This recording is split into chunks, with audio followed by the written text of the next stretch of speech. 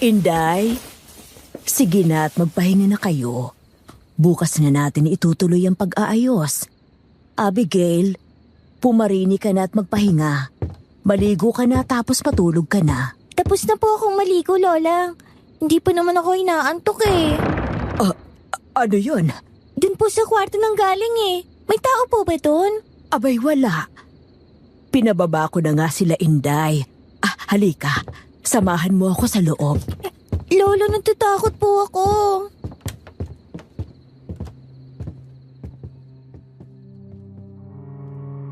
Dahan-dahang binuksan ni Lola Marta ang pinto at sinulubong sila ng isang madilim na silid. Umihip ang malamig na hangin mula sa kung saan na parte ng bahay na yon at may narinig akong malakas na kalabog.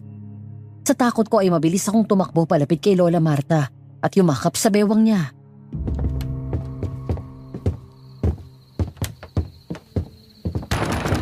Lola! Sinong tao dyan? Lumabas ka dyan!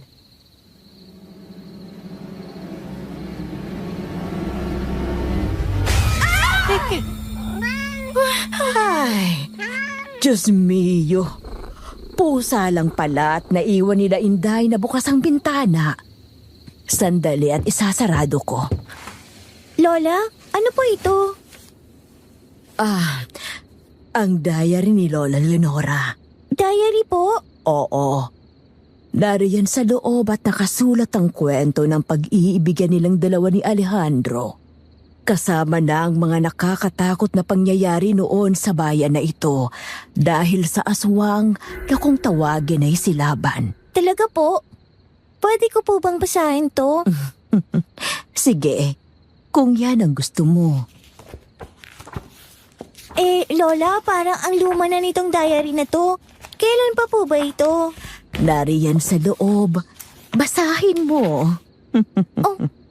1886? Halika na dun sa kwarto at magkwentuhan tayo. Hindi pa rin naman ako inaantok eh.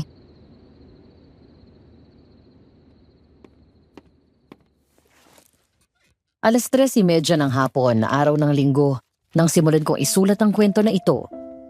Dear Aswang Diaries and Madam Venus, my name is Abigail, 20 years old, isang college student at nakatira sa Laguna. Ang ikukwento ko sa inyo ay hindi hango sa sarili kong karanasan sa aswang, kundi isang kwento sa aming pamilya na naipasa na sa bawat henerasyon. 10 taong gulang ako noon nang madiskubre ko ang diary na ninuno ko na si Lola Leonora, ang lola ng Lola Marta ko. Nang gabing makuha ko ang diary, binasa ko ito at ikinuwento sa akin ni Lola ang tungkol sa makulay ngunit masalimuot na kwento ng pag-ibig ni Leonora at Alejandro na sinubok ng tadhana. Isang pag-ibig na hinamak ang lahat, maging ang kampo ng kadiliman, matapos sumalagay sa panganib ng ilang beses ang kanilang buhay dahil sa aswang. Halina't tunghayan natin ang kanilang kwento na nangyari noong panahon ng pananakop ng mga Kastila taong 1886.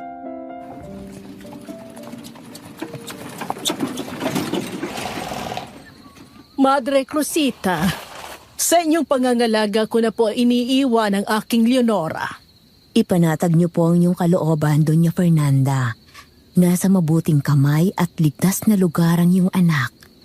Napakapalad ninyo sa isang kagaya ni Leonora. Bukod sa marikit at mayumi, sadyang mabait at masunurin. Isa pa ay malakas ang pananalig at malalim ang kanyang pananampalataya sa Diyos. Sadyang nababagay sa kanyang maging madre. Nag-iisa naming anak yan. Noong bago ko siya ipagbuntis, sinabihan na ako ng doktor na wala akong kakayahang magkaanak. Labis na nadurog ang puso namin mag-asawa. Kaya nang ako'y magdalang tao, isa yung himala. Mula noon, ay inalay ko na sa Diyos si Leonora at nangako ako na magsisilbi siya sa simbahan bilang pasasalamat sa pagdinig niya sa dasal ko. Sadyang napakabuti ng Panginoon, ano ho? Siyang tunay. Mauuna na ho ako, Doña Fernanda, at kailangan ko nang bumalik sa biyuteryo. Adios, Madre Cruzita.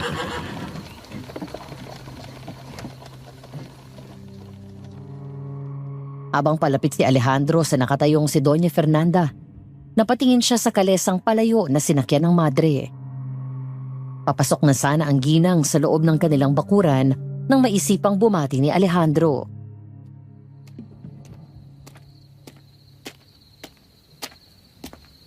Buenas noches, Señora Fernanda. Oh, buenas noches, senyorito. Ipagpaumanhin mo, ngayon lamang kita nakita. Alejandro Montes po. Anak ng mag-asawang Arsenio at Consuelo Montes. Ako po ang bagong doktor dito sa bayan ng De La Sierra. Ah, ikaw ang anak ng ating Gobernar Drusilio. Ang pinagmamalaki niyang anak na nag-aaral ng medisina sa Espanya. Ah, siya nga! Encantado de conocerte, Dr. Alejandro Montes. Kinagagala ko rin po kayo makilala, Doña Fernanda. Mauuna na po ako at lumalalim na ang gabi. Sadya pong bumati lamang ako at nagpakilala. Oh, siya sige. Mag-iingat ka ng pag-uwi mo. Muchas gracias, Señora.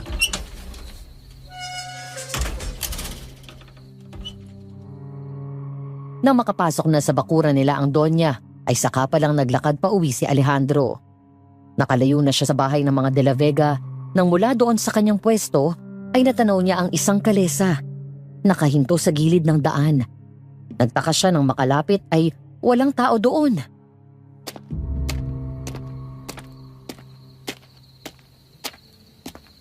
Hindi ba't ito ang kalesang sinakyan ng madre na yon? Socorro, per favor! Tambo ng diablo! Por Diyos por Santo! Anong nakakakilabot na tunog na yun? Agad tumakbo si Alejandro at sinundan ang pinanggagalingan ng tinig na yon. Hanggang sa ilang sandali pa ay may nasipat ang kanyang mata sa madilim na parte ng masukal na talahiban na yun. Biglang napatingala sa langit si Alejandro at doon niya nakita ang bilog na buwan na dahan-dahang natatakpan ng maitim na ulap. Kasabay nito ang pangingilabot ng kanyang buong katawan dala ng malamig na hangin. Nang puntahan niya ang pinanggagalingan ng tunog na yon, nagtago siya sa likod ng makapal na halaman at doon nasaksihan ang isang tagpong mistulang isang bangungot. ¡Qué horror! Ano itong nasasaksihan ko? Doon ay nakita ni Alejandro ang isang nilalang. Katawan ng tao, ngunit ang mukha ay mistulang hinugot sa isang nobelang may nakakatakot na tema. Isang halimaw na matangkad. Wala itong damit kaya kita ang kanyang katawan na bukol-bukol. Manipis ang buhok, dilat na dilat ang mga mata at halos tulok na lamang ang itim nitong balintataw. Ang tenga ay mahaba at matusok, mahaba at matalas sa mga ngipin, gayon din ang kanyang mga kuko. Ikaw ang mga kasama ko sa pagdasip ng lagim at pagdanak ng dugo sa bayan ito. Anong ginawa mo sa akin?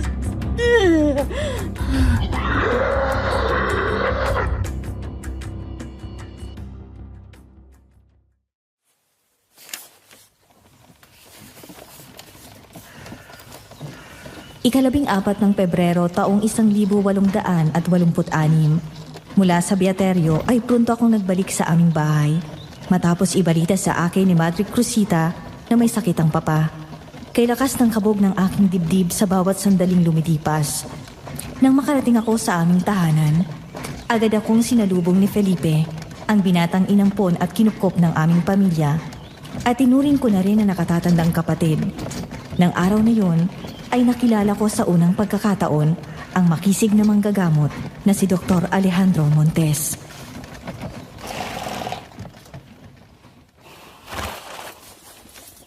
Mama! Mama! Narito na si Leonora.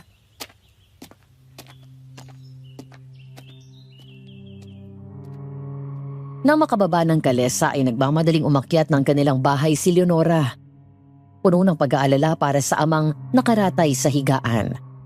Pagdating doon, naabutan niya ang kanyang mama na nasa labas ng silid at naghihintay.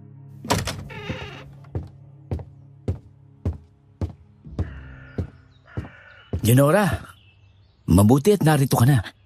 Anong nangyari sa kanya? Naroon kami sa likod ng bahay kanina at naguhuntahan. nang bigla na lamang siyang nahilo. Agad pinatawag ni Mama si Dr. Montes. Sinabi po agad ni Madre Cruzita ang nangyari. Kaya nagmadali akong pumarito. Kumusta ang papa? Hayan at tinitingnan pa ang iyong papa.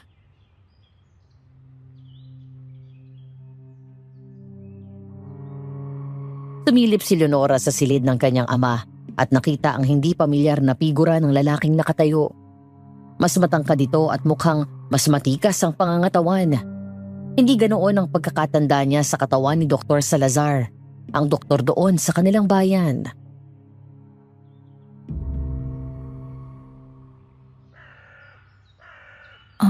Sino po siya, Mama?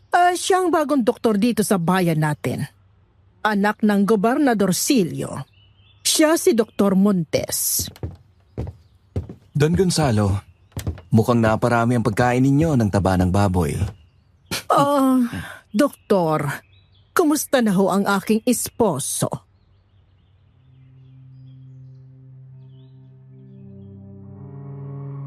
Nang humarap si Dr. Montes, natulala si Leonora nang makita ang makisig at gwapo at maamong mukha nito. Parang tumalo ng kanyang puso nang tumingin sa kanya ito at ngumiti at bahagyang yumukod.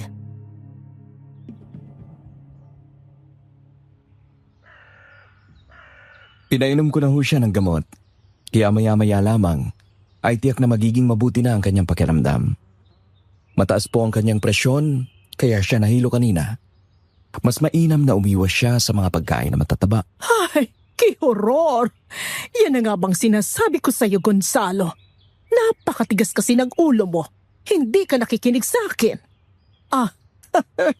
Pardon, Dr. Montes. Pati ikaw ang naabala namin. Huwag ko kayong humingi ng paumanhin, Doña Fernanda. Tungkulin ko na gamutin ang mga may sakit.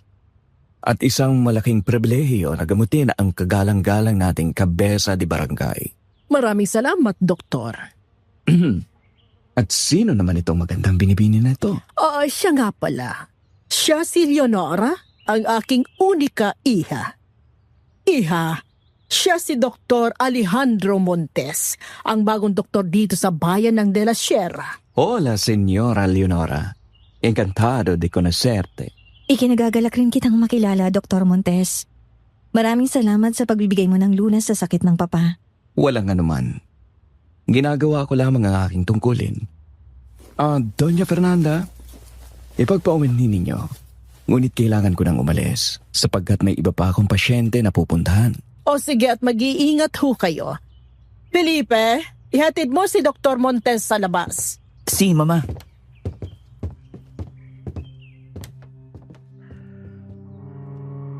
Ngumiti si Leonora sa ama matapos nitong inumin ng tubig. Naupo siya sa gilid ng kama habang marahang tinapik ni Don Gonzalo ang kamay ng kanyang unika iha at ngumiti na puno ng pagmamahal.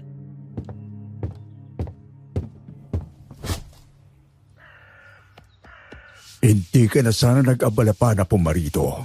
Hindi pa naman ako mamamatay. Mas malakas pa ako sa kalabaw. Madre de Dios, Papa. Sino ba naman ang hindi matatakot nang sabihin ni Madre Cruzita na nahilo ka daw at nawala ng ulirat? Naturalmente, magmamadali akong umuwi dito. Napakapalad ko at ikaw ang aking naging anak. Kumusta ang iyong pakiramdam, Papa? Mabuti-buti na ako. Nahilo na lang ng konti. Pero pasasambat lilipas din ito. Kung gusto mong bumalik sa trabaho mo, magpagaling ka ng husto, Gonzalo. Siya nga naman, Papa. Baka hulabis na ang inyong trabaho at nakakalimutan niyo ng alagaan ang inyong sarili. Wala ako rito upang palagi kayong paalalahanan. Anak, ipanatag mo ang iyong puso dahil narito naman kami ni Felipe. Siya nga naman. Ituon mo ang panahon at atensyon mo sa pag-aaral mo sa Biaterio. Anak, kumusta naman ang pag-aaral mo doon? Maayos naman ho, Papa. Marami po akong natututuhan at alaga po ako doon ng mga madre. Lalo na si Madre Cruzita. Siya nga pala, sa susunod ng 2 araw ay darating na ang bagong kura paroko ng ating bayan. Magkakaroon ng isang munting salo-salo dito sa bahay upang salubungin siya.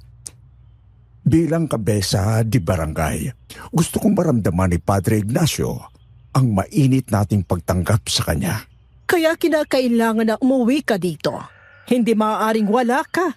At tiyak na hahanapin ka ng mga panauhin. Alam mo naman na ipinagmamalaki ka namin, lalo na ng iyong mama. Umaasa kami na kapag natapos na ang pag-aaral sa Beaterio, ay magiging isang ganap ka ng madre. Alam niyo naman ho ang tunay kong damdamin hinggil dyan. Ayoko kong magmadre. Ang pangarap ko ay magkaroon ng sarili kong pamilya at magpakasal sa isang Tumahimik ka, Leonora. Isa kang banal na dalaga. Hindi mo ba nalalaman na ang pagiging madre ay magbibigay sa iyo ng makapangyarihang simbolo ng kabanalan at posisyon sa lipunan? Ang pagiging madre hindi lamang tungkulin, kundi isang sagradong panawagan ng Diyos. Ngunit, Mama... Susundin mo ang sinasabi ko, Leonora. Nagkakaintindihan ba tayo? Si Mama.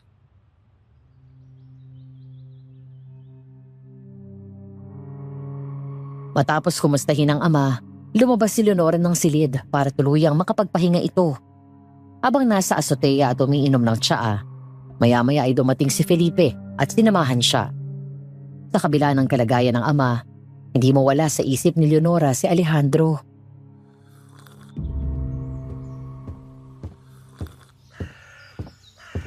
Pagpasensyaan mo na ang mama. Para namang hindi mo kilala yun. Pangarap niya noong paman ang maging isang madre. Hindi niya lang natupad kaya ikaw ang gagawa nun para sa kanya. Hindi ba't hindi makatuwiran yun? Paano naman ang sarili kong pangarap? Wala ka namang magagawa, Leonora. Kahit kailan ang salita ni Doña Fernanda ay hindi mababali. Kahit ni naman, maging ang papa.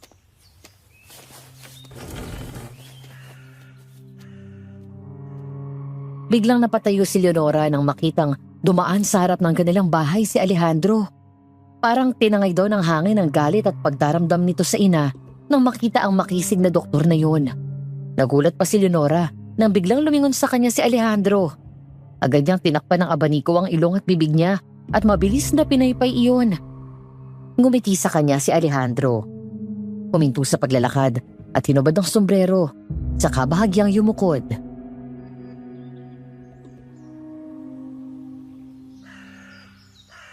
Bakit tila yata nabatubula ni Karian? Sino bang pinagmamasdan mo? Si Alejandro. Oh, yung bagong doktor. Mismo. Hindi ba't napakakisig niya? Matipuno at lalaking lalaki. Pakiramdam ko'y nahulog agad ang damdamin ko sa kanya. Shh! Baka marinig ka ng mama. Bilang isang dalagang magiging madre, hindi ka aya-aya na humanga ka sa isang binata. Ang mama at ang papa lamang ang may nais na ako'y pumasok sa kumbento. Naway magkaroon kami ng pagkakataon na magkakilala ng gusto.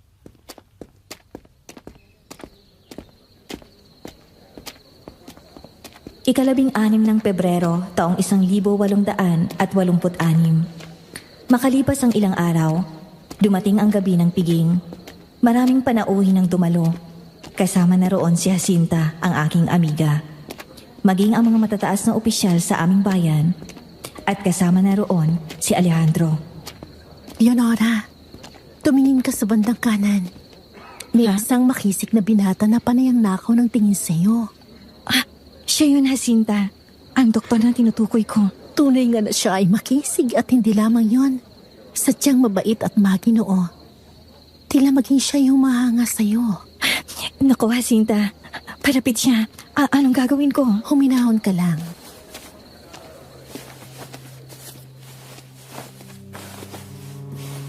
Binuksan ni Leonora ang kanyang abaniko at tinakip sa kalahati ng mukha.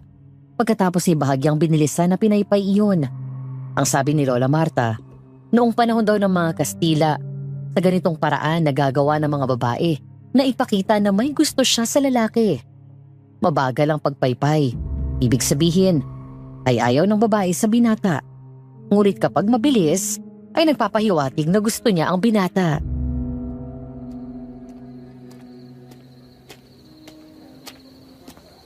Buenas noches, Señorita Leonora.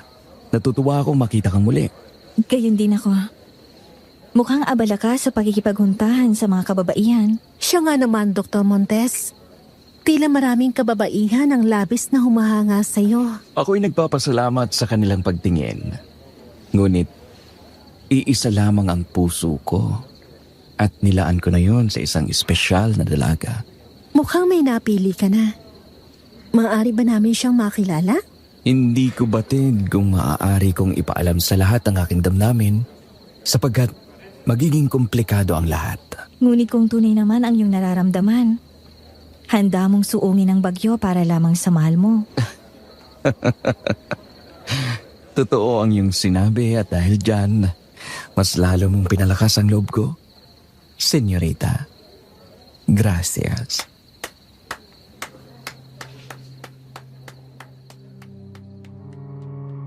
Puminto ang lahat sa pag-uusap ng dalawa nang marinig ang palakpak ni Don Gonzalo. Lumingon silang lahat at nakita nila ang malaking ngiti sa mukha nito habang nasa tabi nito si Doña Fernanda.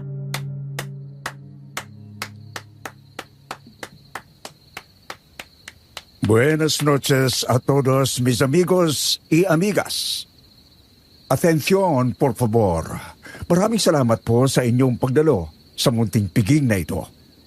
Dumating na po ang dahilan ng ating pagsasama-sama ngayong gabi. Ang ating panauhing pandangal, ang bago nating kura paroko, si Padre Ignacio Torres y Concepcion. Gracias, Don Gonzalo, Doña Fernanda. Nakakatuwa na nag-abala pa kayo ng ganitong klaseng pagtitipon para sa akin. Walang anuman, Padre Ignacio. Ito'y paraan namin upang ipakita ang suporta ng bayan ng De La Sierra sa simbahan at mga praile. Muchas gracias, amigo. At ito ba ang pamilya mo? Leonora, iha, ben aki. Maiwan mo na kita, Ginoo.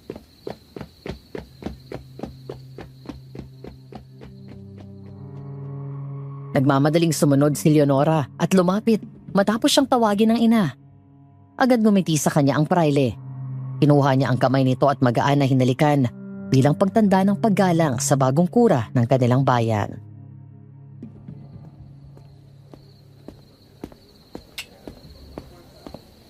Padre Ignacio, ito ang aming anak-anakan si Felipe.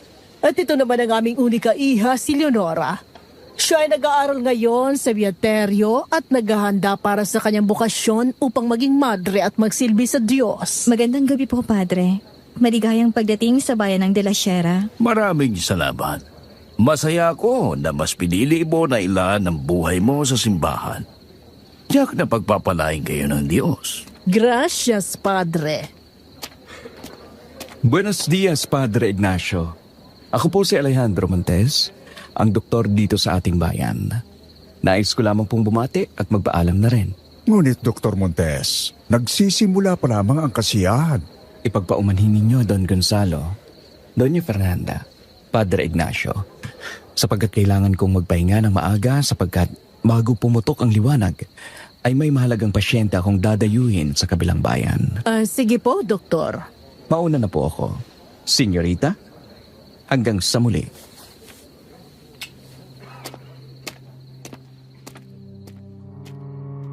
Ngumiti si Leonora nang kunin nito ang kamay niya at magaan na hinalikan yun. Hanggang sa lihim siyang nagulat nang maramdaman ang kapirasong papel na inipit ni Alejandro sa kamay nito. Pasimple yung kinuha ni Leonora at itinago hanggang sa makaalis ito. Kaya naman nagdahilan siya na may kukunin sa silid at nang maisarado ang pinto, doon binasa ni Leonora ang nakasulat sa papel.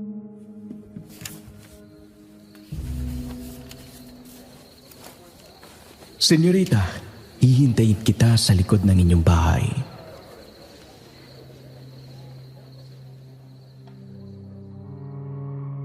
Sa karamihan ng mga bisita sa bahay nila ng gabing yun, sa tulong ni Jacinta ay tumakas siya at pumunta sa kusina at dumaan sa pinto papunta sa likod bahay. Nang makababa ng hagdan ay nagmamadali siyang naglakad palayo habang panay ang lingon sa paligid.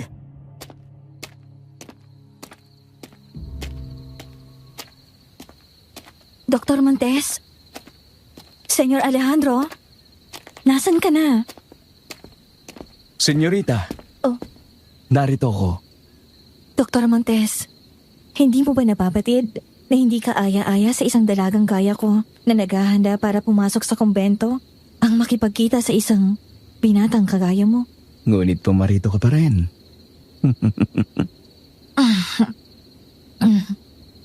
Ayoko lamang na paghintayin ka dito. Hindi yan magandang kaugalian. Bueno, babalik na ako sa loob. Sandali lamang, senyorita. May nais lamang akong ibigay sa'yo. Ano yun?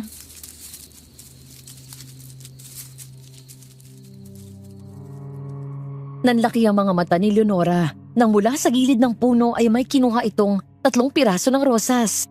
Tinago niya ang ngiti sa likod ng pamaypay. Pagkatapos ay bahagyang tumalikod. Pigil na pigil sa kanyang nararamdaman sa mga sandaling yun. Muli siyang humarap kay Alejandro nang iabot nito ang 3 rosas na yon.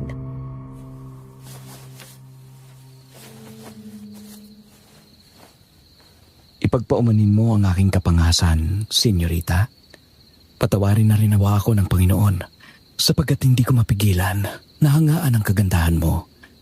At itong mga bulaklak na ito ay sumisimbolo ng matinding paghanga na nararamdaman ko para sa iyo. Salamat. Hindi ko mapigilan ang aking sarili, senyorita. Hayaan mong suyuin kita nang mas makilala pa kita. Ngunit Alejandro, paumanin, Dr. Montes, nakatakda na akong maging madre. Matagal na akong pinangako ng mama't papa sa simbahan. Maaaring ako ay nagiging makasarili sapagat gusto kong baguhin ang iyong isipan. May mas magandang kinabukasan na naghihintay sa iyo sa 4 na sulok ng biyateryo na iyon. Kasama ako. Isang sagradong lugar ang tinutukoy mo. Yun ang nais ng mama't papa. Hindi ko sila maaaring suwayin. Ngunit yun din ba ang tunay na nais ng puso mo? Ang maging madre? Ha? Hindi. Oo. Yun din ang nais ko. May nakapagsabi na ba sa'yo na hindi ka magaling magkunwari? Ano yun? Narinig mo ba yun? Oh, tunog na tila isang mabangis na hayop. Madre mia, tila may mabangis na hayop na sa paligid. Dito ka lamang sa aking likuran, senyorita. Mahigpit na hinawakan ni Alejandro ang kanyang baston at patuloy silang nakiramdam. Sa takot naman ni Leonora ay napahawak siya sa damit ng binata. Ilang sandali pa, bigla silang napalingon nang sa di kalayuan, sa gitna ng dilim, ay may isang pares na mga nanlilisik na mata ang nakita ni Leonora at Alejandro. Napaatras sila sa takot at gulat nang ang mga pares ng mga mata na yon ay bahagyang lumabas sa likod ng puno. Dahil ang naanilig nilang katawan nito ay kahalintulad sa tao, ngunit ang mukha ay mas masahol pa sa isang mabangis na hayop. Por Diyos por Santo, Alejandro, anong nilalang na yun? Isang halimaw! Alagad ng dyablo!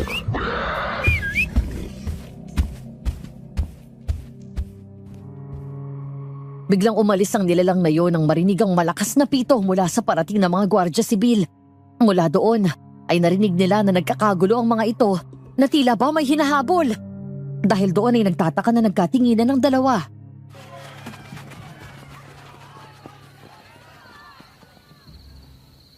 Ang mabuti pa ay bumalik ka sa loob. Ako'y mauuna na rin. Sige, mag-iingat ka sa iyong pag-uwi. Hanggang sa muli nating pagkikita, senyorita. Siya nga pala. Maaari ko bang itanong kung sino ang madreng nangangalaga sa'yo? Si Madre Cursita. Bakit? Wala naman. Basta mag-iingat ka sa mga taong nasa paligid mo. Ipangako mo sa akin na panatilihin mong ligtas ka sa tuwing ikaw ay nasa biyateryo. Hindi lahat ng naroon ay alagad ng Diyos. Ang iba ay magaling lamang magbalat kayo. Anong ibig mong ipahiwatig? Sige na, senyorita. At baka hanapin ka na sa loob.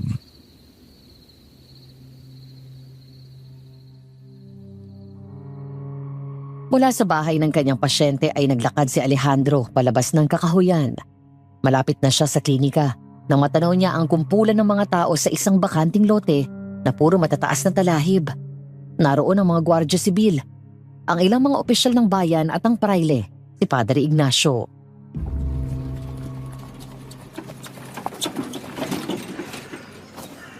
Don Gonzalo, Padre. Buenos dias. Oh, Dr. Montes. Mabutit narito ka na. Ano hong kaguluhan ito? Kaya natignan mo. Isang nakaririmarim na pangyayari nagdudulot ng takot sa mga taga de la Sierra.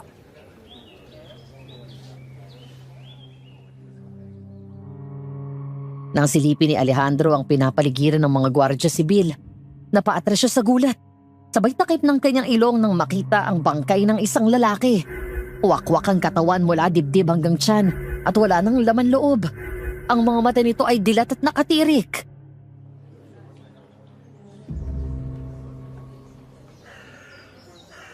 Que barbaridad! Sinong walang pusong gumawa nito? Sa tingin mo, Doktor, ilang oras na siyang patay? Sa tingin ko'y lagpas 10 oras na. Nahanap na ba kung sino ang pumatay? Hindi pa. Nakakalungkot. Anong klaseng demonyo ang kayang gumawa ng ganito? Hindi ka dapat malungkot sa mga gaya niya, Doktor.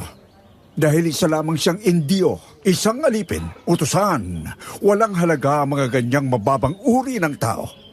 Ang dapat nga riyan ay tinatapo na.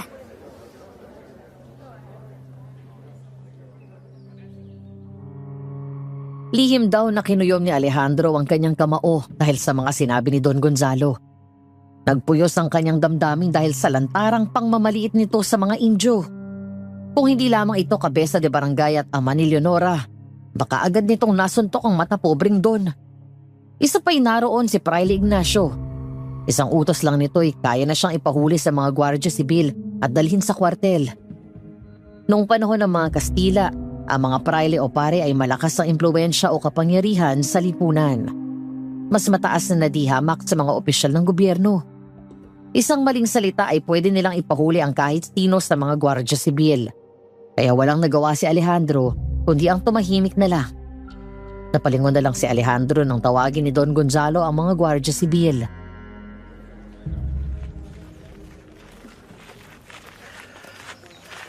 Hoy!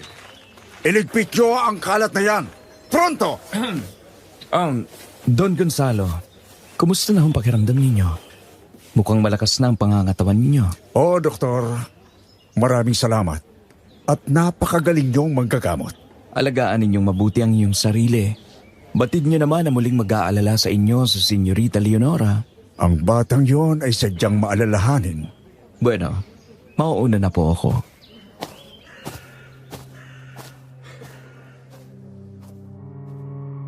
Habang naglalakad si Alejandro ay hindi pa rin mawala ang lihim na galit niya sa Don at ang sinabi nito laban sa mga Indio. Hanggang sa bigla niyang naalala ang kakaibang nilalang na nakita nilang dalawa ni Leonora noong gabing nagtagpo sila sa likod bahay. Bigla siyang lumingon muli at nakitang sinasakay na sa likod ng karitela na may takip na parang hinabing mga dayami.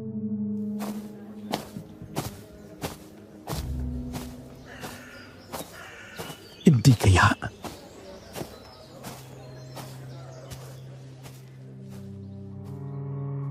Naalala ko pa, Madam Venus, kahit na 10 taong gulang pa lang ako noon, hindi ko magawang bitawan ang diary na yon. Mula gabi hanggang kinabukasan ng hapon, sa halip na makipaglaro sa mga kaibigan, wala akong ginawa kundi ang basahin yon. Hanggang sa lapitan ako ni Lola, dala ang merienda.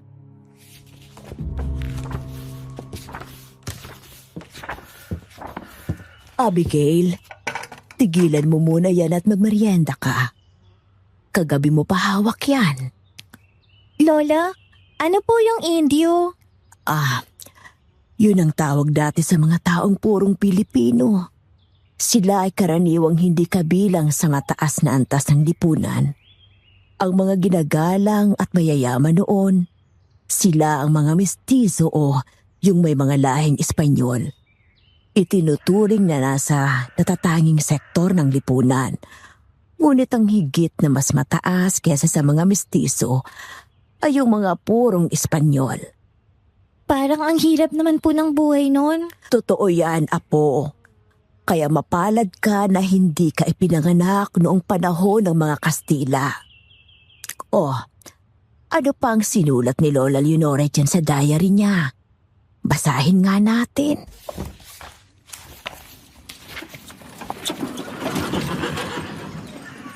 Ika-20 araw ng Pebrero, taong 1886. Sa paglipas ng mga araw, hindi nawala sa isipan ko si Alejandro.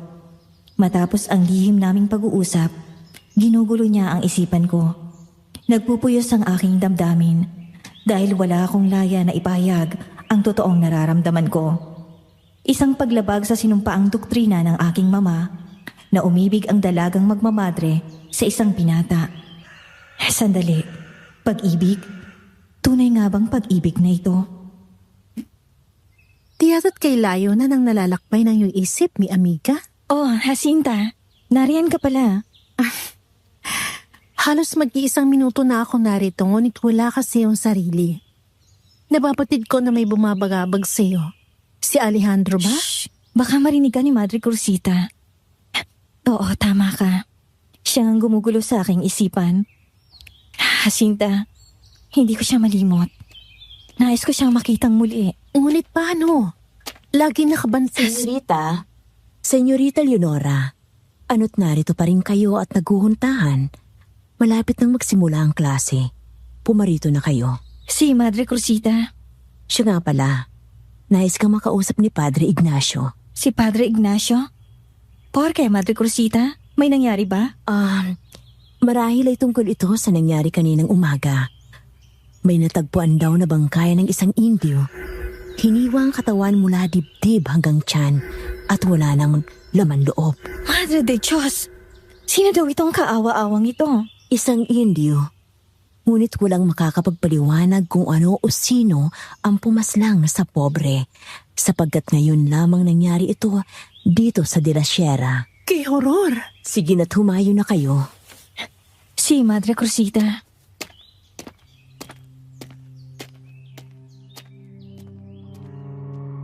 Mula sa loob ng silid-gawaan o ang silid kung saan ginagawa ang mga sining, pananahi at edukasyon, lumabas si Leonora kasama si Jacinta matapos ang kanilang klase. Paliko na sila sa pasilyo nang tawagin siya ni Madre Cruzita.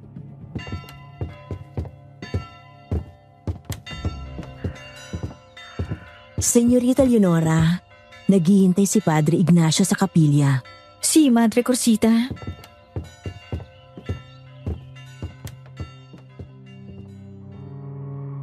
Mula doon ay kumaliwa kami sa kabilang pasilyo papunta sa kapilya. Nang makarating sila doon, naabutan nila doon na kausap ni Padre Ignacio ang iba pang mga madre. Agad itong ngumiti at tumenyas na maghintay saglit, kaya tumayo lamang sila sa di kalayuan.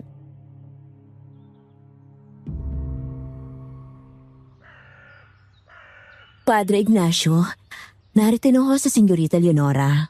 Oh, Leonora, sige. Iwan mo na muna kami, Cruzita. Si Padre. Buenos dias, Padre Ignacio. Buenos dias, Tia. ¿Cómo estás? Muy bien, Padre. Mukhang ang maganda ang kalagayan mo dito sa Beaterio. Nais niyo raw akong makausap? Oo. Gusto ko lang kumustahin ang dalagang anak ng mabuti kong kaibigan na namumuno sa bayan na ito.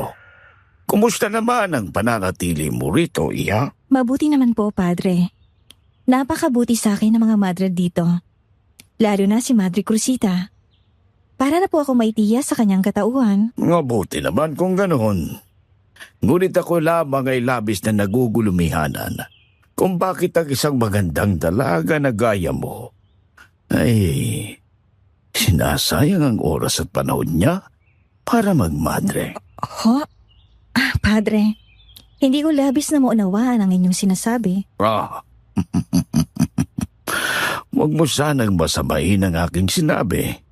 Bilang kura paroko ng bayan na ito, isang pribileyo na ialay ang buhay mo sa pagsisilbi sa simbahan. Nakatitiyak ako na nalulugod ng ating Panginoon. Ngunit wala ka bang ibang pangarap? Ang katotohanan po, Padre, tanging ang mama at papa lamang ang may nais na ako'y magmadre. Ngunit kung ako ang inyong tatanungin, simple lamang ho ang aking pangarap. Ang makilalang binatang aking iibigin at magkaroon ng isang masayang pamilya. Sinubukan mo na bang sabihin yan sa kanila? Opo, ngunit ayaw makinig ni mama. Kilala niyo naman ho yun. Walang makakabali sa kanyang salita. Oo. Kahanga-hanga ang pagiging masunurin mo sa iyong mga magulang, Iha. Nagawa mong isakripisyo ang sarili mong kapakanan para sa pangarap nila sa iyo. Ngunit mahalaga rin na kung papasok ka sa kumbento ay buo ang loob mo at hindi dahil napipilitan ka lamang. Salamat po sa inyong malasakit, Padre Ignacio. Ngunit marahil, kilala niyo naman ang mga magulang ko, lalo ng mama. Mahirap paliwanagan.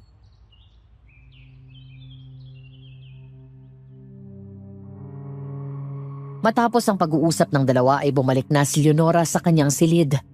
Nang pumasok siya doon, maya-maya lang ay nagmamadaling dumating si Jacinta. Tumingin muna ito sa paligid bago sinarado ang pinto.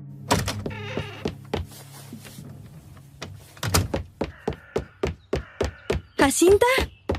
Ano to, mahangos ka riyan? Hindi ka maniniwala sa nangyari, Leonora. Anong ibig mong sabihin? Kanina na umalis kayo ni Madre Cruzita, tinawag ako sa labas ni Madre Superiora at naghihintay daw sa labas ang aking pinsan. Nagtataka ako dahil nasa malayong lugar nakatira mga pinsan ko, kaya naman lumabas ako. At hindi ka maniniwala kung sino ang nagpakilala ang pinsan ko. Sino? Si Alejandro. Ano? Heto, may lihim siyang pinapabigay para sa'yo. Mamaya lalabas tayo. Ako na ang bahalang gumawa ng dahilan kay Madre Cruzita. Babalikan kita mamaya. Sige. Mahal kong Leonora, naway nasa mabuti kang kalagayan kapag natanggap mo ang liham na ito. Ipagpatawad mo kung masyado akong naging pangahas. Kinailangan kong gumawa ng paraan upang ikaw ang muli kong masilayan.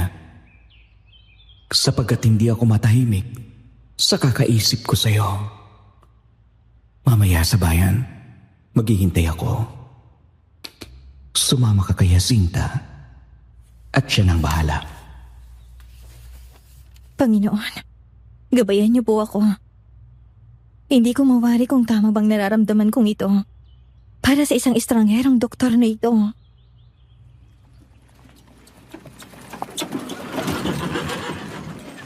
Hindi ko mawari kung anong pumasok sa aking isipan at sumama ako kay Jacinta. Kay lakas ng kabog ng aking dibdib, puno ako ng pangamba na baka mahuli kami. Ngunit sa kabila nito, may lihim na pananabik ang aking puso na muling masilayan ang maamo at makisig na muka ni Alejandro.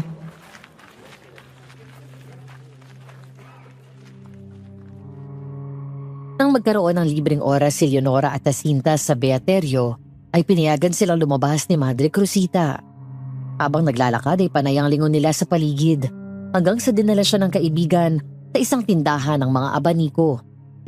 Nagulat siya nang may humawak sa kanyang siko. Agad daw ngumiti si Leonora nang makita si Alejandro na lihim sumenyas. Sumunod siya dito nang masiguro na hindi niya kilala ang mga tao sa paligid at dinala siya ni Alejandro sa likod ng tindahan.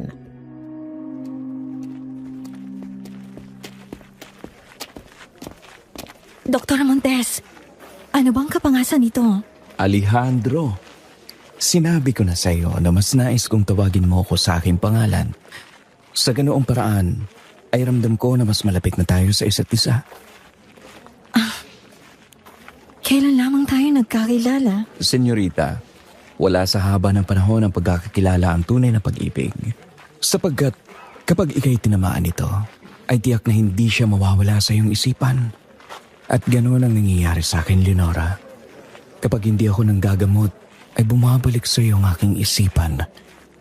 Sadyang nabihag ako ng iyong karikitan. Pakiramdam ko masisiraan na ako ng bait. Ngunit Alejandro, hindi maaari ito. Alam mo naman Hindi mo ba ako gusto?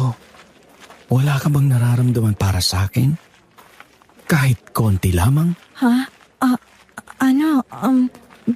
Gusto din. Siya nga.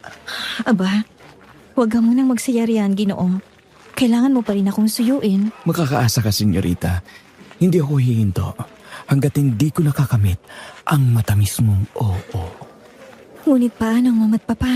Handa kong ipaglaban ka hanggang sa kamatayan, Leonora. Maaari mo ba akong bigyan ng sapat na panahon upang pag-isipan itong mabuti? Sige, handa naman akong maghintay sa'yo. Leonora, kailangan na natin bumalik sa Beaterio. Ang paalam ko kay Mother Cruzita, sandali lamang tayo. Sige, susunod na ako. Kailangan na naming umalis. Gagawa na lamang ako muli ng paraan upang tayo magkita muli. Sige. Siya nga pala, tanggapin mo ang munti kong handog sa'yo. Isang abaniko na babagay sa isang dalagang marilag at mayumi katulad mo. Gracias, Alejandro. Mamayang gabi ay kabilugan ng buwan. Mag-iingat ka doon sa loob ng Beaterio. Kapag kumagat ang dilim, ay wag na wag kang lalabas ng iyong silid. Lalong wag na wag kang lalabas ng Beaterio. Ako'y may nakahuntahan na matandang Indio. Ayon sa kanya, aswang daw ang tawag sa mga nilalang na pumapatay at kumakain ng tao. Sila daw ay kampo ng demonyo at sadyang mabagsik. At mas lalong malakas ang kanilang kapangyarihan sa tuwing kabilugan ng buwan. Tiyak na sasalakay na naman sila. Tatandaan ko ang mga bilin mo.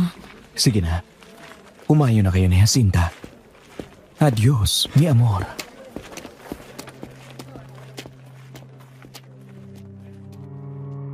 Ayon kay Lola Marta, ang kwento daw sa kanya ni Lola Leonora ay para daw lumutang sa hangin ang mga paa niya sa kilig at saya nang tawagin siyang mi amor o mahal ko ni Alejandro sa unang pagkakataon. Dala ang regalo nitong abaniko ay bumalik ang dalawang dalaga sa Beaterio. Kinagabihan, hindi magawang itanggi ni Leonora ang sayang nararamdaman matapos ng muli nilang pagkikita ni Alejandro at nagpahayag ng damdamin nito sa kanya. Dahil doon ay hindi siya dalawin ng antok. Walang ginawa kung hindi ang titigan at paglaruan ng abaniko.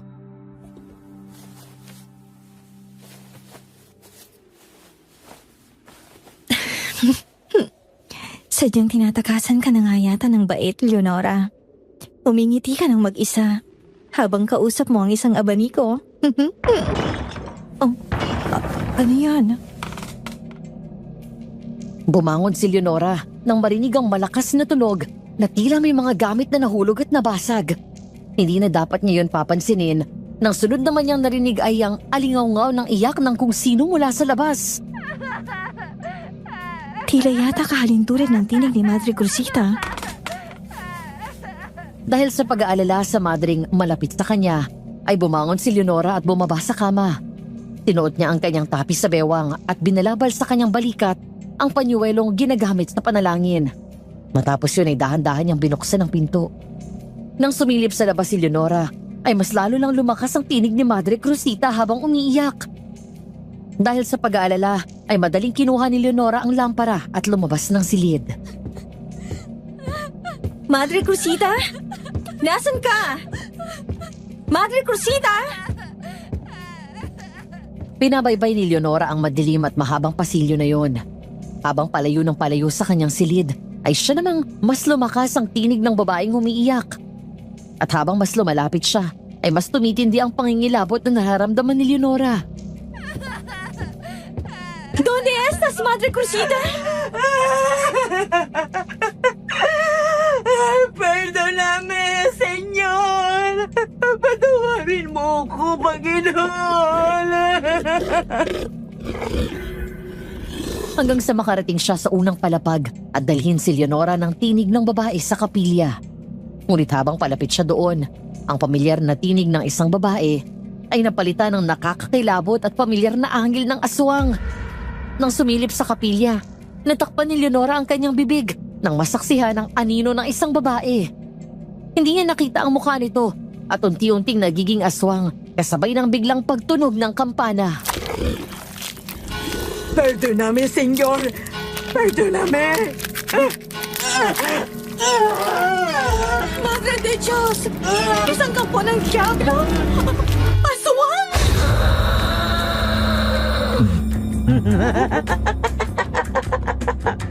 Narito na pala ang unang hapunan ko sa gabi nito. Ay, Diyos ko! Saklalo! Mabilis siyang tumakbo palayo habang mabilis namang humabol ang aswang. Puno ng takot at pangamba ang damdamin ni Leonora habang nakikipaghabulan siya sa isang aswang.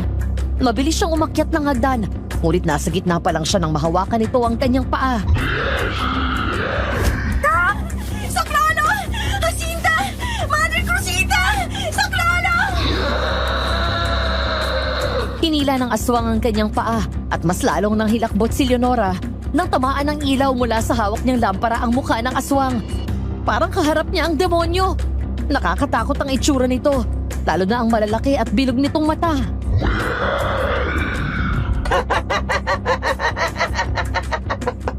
Ibigay mo sa akin ang katawan mo.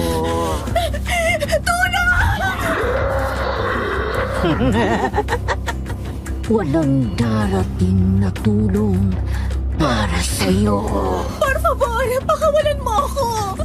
Ngayong gabi ay tiyak ng kamatayan mo. Ama namin, sumasalangit ka. Sambahin ang ngalan mo. Mapasamin ang kaharian mo. Sa ngalan ng Panginoong Yeso Kristo, lumayo ka!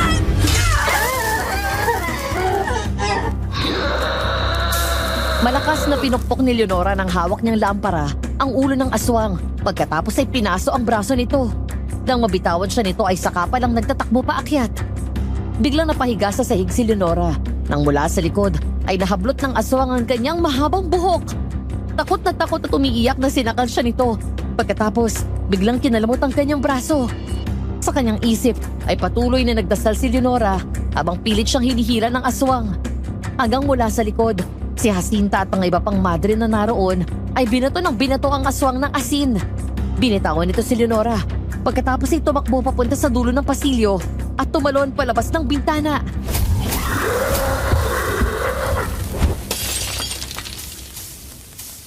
Leonora! Madre mia! May sugat ka! Puntahan niyo si Dr. Montes! Madali kayo!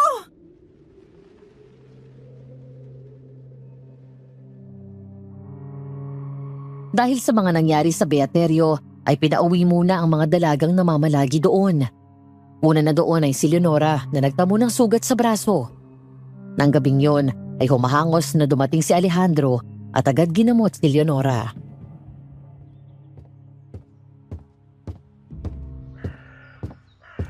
Dr. Montes, kumusta na po ang kalagayan ng anak ko? Ligtas na ho si Leonora. Mabuti na lamang at hindi nagsayang ng sandali ang mga tao sa Beaterio at tinawag agad ako. May balita na ba kung anong klaseng nilalang ang nagtangkang kumuha kay Leonora? Aswang po, Doña Fernanda. Aswang? Batid ko na bilang isang manggagamot ay hindi ako dapat naniniwala sa ganito. Ngunit nasaksihan mismo ng aking mga mata. Dalawa ang gumagalang halimaw dito sa bahay natin. At ang sumalakay kay Leonora ay malamang ang babaeng nakita ko na ginawang aswang. Ano bang nangyayari dito sa ating bayan? Bakit bigla'y binalot ng mga kababalaghan? Mama, may nais pa ho akong itanong kay Dr. Montes. Maaari ko ho ba siyang makausap ng kami lamang? Sige.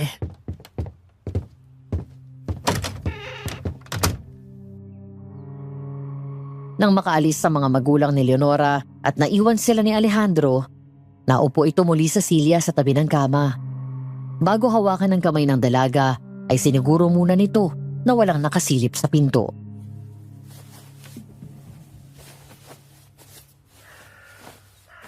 Mahal ko, kung nababatid mo lamang ang labis na takot na aking naramdaman nang malaman ko ang nangyari, hindi ba't binalaan na kita na huwag kang lalabas ng iyong silid pagkagat ng dilim? Humihingi ako ng paumanhin kung pinag-alalaman kita. Hindi ko nalimot ang iyong paalala. Ngunit narinig ko si Madre Cruzita na umiiyak. Labis ako nag-alala para sa kanya, kaya lumabas ako. Sa kapilya, doon ko narinig ang kanyang tinig. Ngunit sa halip na siyang nakita ko, isang babaeng naging halimaw ang nakita ko. Madilim, kaya naman hindi ko nakita kung sinong nasa loob. Si Madre Cruzita, naroon sa kapilya? Wala. Maaari nagkamali ako at inakala na siyang tumatangis sa kapilya. Nasa na nga pala siya? Nasa Beaterio. Leonora, huwag ka nang bumalik doon. Hindi ligtas ang lugar na yon. Sinusubukan ko na kumbinsihin ng mama't papa. Gagamitin ko ang nangyaring ito bilang dahilan upang hindi ko na ituloy ang pagmamadre. Sa mga susunod na araw, gagawa ko ng paraan upang mabisita kita rito. Hihintayin kita. Itong mga bulaklak dito sa Florera. Galing ito sa akin. Sinabi ko na lamang sa mama mo na mula yan kay Jacinta at pinabibigay sa iyo. Salamat.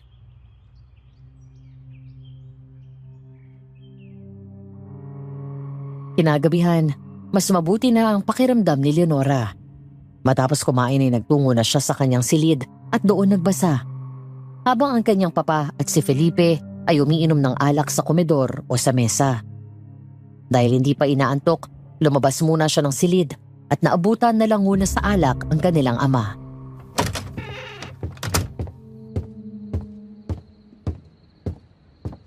Tila yata na parami na ang inom ng papa. Siya nga.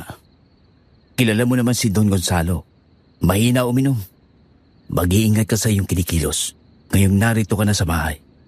Kung hindi ako alerto kanina'y, nahuli na kayo ng mama na magkahawak kamay ni Dr. Montes. Shh!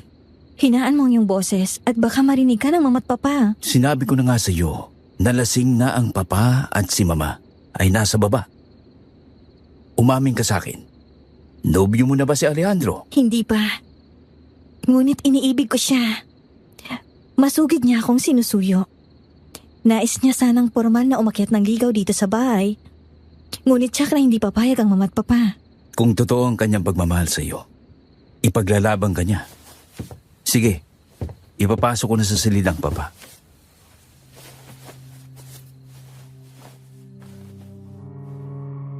Nang makapasok ang dalawa, dumungaw sa bintana si Leonora at nagmasid sa paligid. Sandaling dinama ang malamig na hangin. Natigilan siya nang tumingala sa langit at nakitang bilog pa rin ang buwan. Nang maalala ang aswang ay bigla siyang natigilan at naisip ang kanyang ina. Nagmadali si Leonora na sinarado ang mga bintana. Pagkatapos ay pumanaog upang tawagin ang kanyang ina para pabalikin na sa loob. Ngunit nang makarating sa ibaba ay wala ito doon. Ang kanilang mga utusan ay nagpapahinga na rin. Hanggang sa di kalayuan ay nakita niya ang kanyang ina. May hawak na lampara at naglalakad palayo na para bang nagmamadali.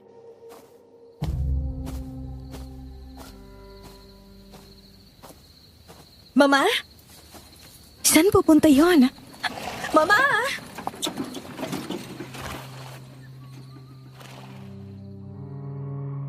Sa halip na huminto si Doña Fernanda, ay sumakay pa ito ng kalesa na tila ba sadyang naghihintay sa kanya. Dahil sa pag-aalala sa kanyang ina at sa posibleng pag-atake ng aswang, nagmamadaling umakyat si Leonora para masabihan agad si Felipe. Kakatok pa lang sana siya sa pinto ng matigilan at makitang bahagyang bukas iyon. Napakunot noo si Leonora nang sumilip siya at makitang nakaupo sa gilid ng kama si Felipe at tila nakahawak sa batok nito ang kamay ng kanyang ama. Bukod doon ay parang napakalapit ng mukha ng dalawa sa isa't isa.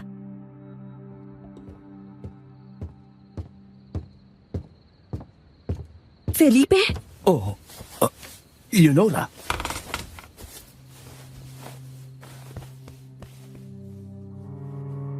Nang tumayo ito ay nakita niyang tulog na tulog ang kanyang ama at may hawak na bimpo si Felipe. Kinuha nito ang planggana kung saan nilagay nito ang bimpo bago lumabas ng kwarto.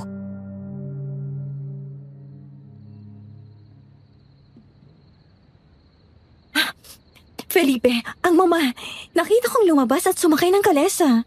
Nagpaalam siya kanina. Sasaglit daw sa kanyang amiga.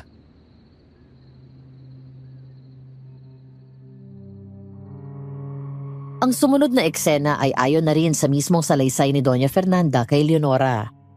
Habang binabagtas ang daan, ay tahimik lang na nakasakay sa kalesa ang ginang. Sa paglipas ng bawat sandali, ay puno ng kaba ang kanyang dibdib. Ilang linggo na niya itong ginagawa. Dapat ay masanay na siya, ngunit sa tuwing sumasapit ang tinakdang oras, dala pa rin niya ang takot sa kanyang puso. Habang paulit-ulit na humihingi ng kapatawaran sa Panginoon. Bago siya makarating sa beateryo, kailangan may dala na siyang alay para sa dalawa. Kung hindi, ay buhay niya ang mga nganib. Hanggang sa madaanan ni Doña Fernanda si Jacinta na naglalakad. Narding, ihinto mo. Jacinta! Senyora, buenas noches. Malalim na ho ang gabi. Saan ang tungo niyo ng ganitong oras? May mahalaga lamang akong kakausapin. O ikaw, saan ang tungo mo? Uuwi na ho. Nanggaling po ako sa bahay ng aking tiya at nakipaghuntahan sa aking mga pinsan. Napasarap po kaya di na namin napansin ang paglipas ng oras. Oh, maaari mo ba akong samahan kahit sandali lamang? Si senyora. Salamat naman kung ganon. Halina't sumakay ka na dito. Naglakbay ang dalawa hanggang sa huminto sila sa likod ng beateryo. Bagay na pinagtaka ni Jacinta. Ngunit hindi daw ito kumibo. Sa halip ay tahimik lang na sumunod kay Doña Fernanda. Pagbaba nila ng kalesa ay pumasok sila sa pinto sa likod na noon lang daw nakita ni Jacinta. Tanong daw ito ng tanong, ngunit hindi ito sinasagot ng Donya. Nagsimula daw makaramdam ng kilabot si Jacinta nang baybayin nila ang madilim na pasilyo na yun. Senyora, bumalik na lamang ho tayo. Tiyak na hinahanap na ho ako ng aking mama. Sandali na lamang tayo. Ano ho ba tong lugar na to? Napakadilim at nakakatakot. Hindi na ulit sumagot pa ang ginang at pinagpatuloy nila ang paglalakad. Sa gilid ng mahabang pasilyo na yon ay may mga rehas na parang presidyo o kulungan. Ngunit walang kahit isang tao sa loob nito. Hanggang sa huminto sila sa isang pinto sa pinakadulo ng pasilyo. Senyora Fernanda, ano ba talagang ginagawa natin dito sa Beaterio? At ano tong lugar na to? Hindi ko alam na may liin masinong pala sa ilalim ng gusaling ito. Darito sa loob si Madre Cruzita. Nakarating ang balita sa akin na may malubha daw siyang karamdaman. May nais daw siyang ihabilin sa iyo hinggil kay Leonora. Sige ho, halina't kausapin natin siya. Oo, bago tayo pumasok sa loob. Nais ko lamang sabihin na batid kong matagal na kayong lubos na magkaibigan ni Leonora. At labis ko yung pinagpapasalamat sa iyo. Wala hong anuman. Halika na. Pumasok na tayo sa loob.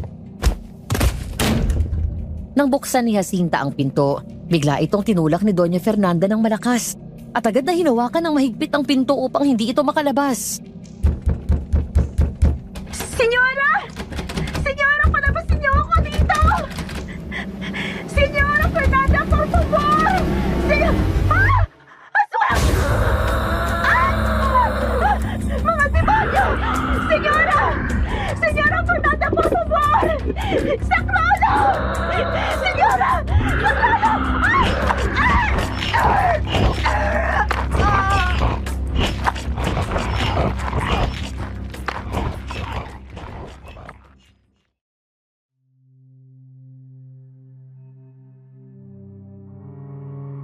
Umaga. Habang nasa komedor si Leonora at ang kanyang mga magulang at kapatid para kumain ng almusal, tahimik ang mga ito habang ang kanilang mga utusan ay nagsisilbi sa kanila ng mga pagkain.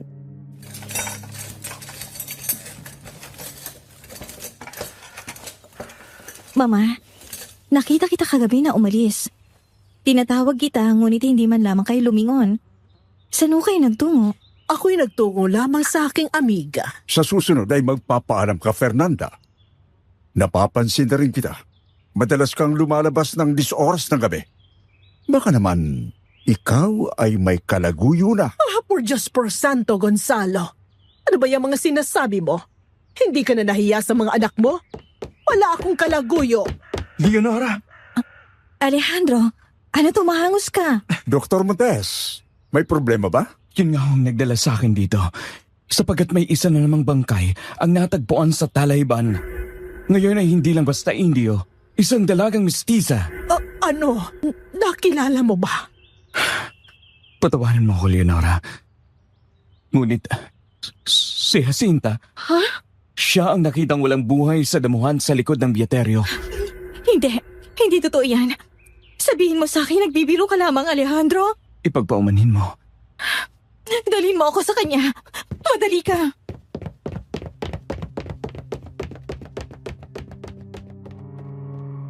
Nagmadaling bumaba si Leonora at Alejandro. Kasunod si Felipe at ang kanyang mga magulang. Nang makarating sa Beaterio, naabutan niyang nag-iiyakan ng mga madre doon at eksaktong sakay na ng karetela ang katawan ni Jacinta na may tabing na. Umiiyak na pinigilan ni Leonora ang mga gwardya sibil.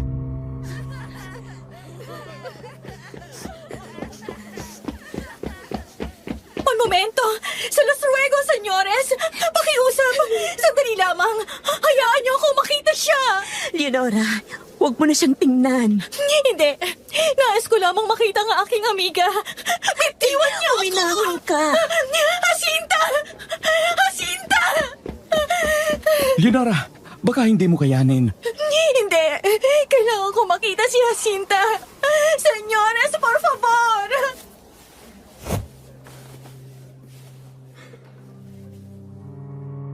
Nanginginig ang mga kamay na hinawakan ni Leonora ang takip sa ibabaw. Sabay hila nito paalis. Halos mawalan ng balanse ang dalaga nang tumambad sa kanyang harapan ang kalunos-lunos na sinapit ng kanyang matalik na kaibigan. Wakwak mula dibdib pababa ng tiyan. Wala ng puso, maging ang ibang laman loob nito. Ang mga mata nito'y nakapikit at bakas ang tila mga natuyong luha. Nang muntik matumba, ay agad siyang naalalayan ni Alejandro at Felipe.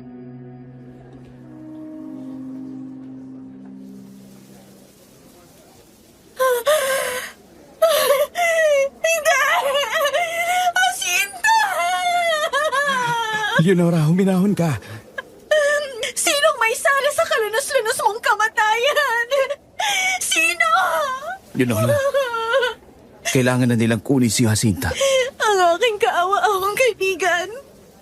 Paano ka humantong sa ganito? Ano ang iyong ginawa at ipinataw sa iyo ang ganitong klaseng kamatayan? Hindi ka man lamang nagpaalam na lilisanin mo na ang mundong ito. Bakit ikaw pa, Jacinta?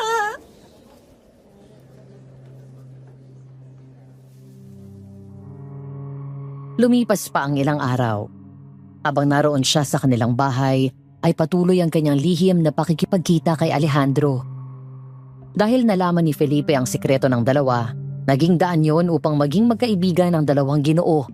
Kaya naman sa gabing iyon, ay naimbitahan si Alejandro ni Felipe upang sa bahay magapunan. Ngunit bago pumunta sa bahay, dapit hapon, nang lihim na namang magkita si Leonora at Alejandro.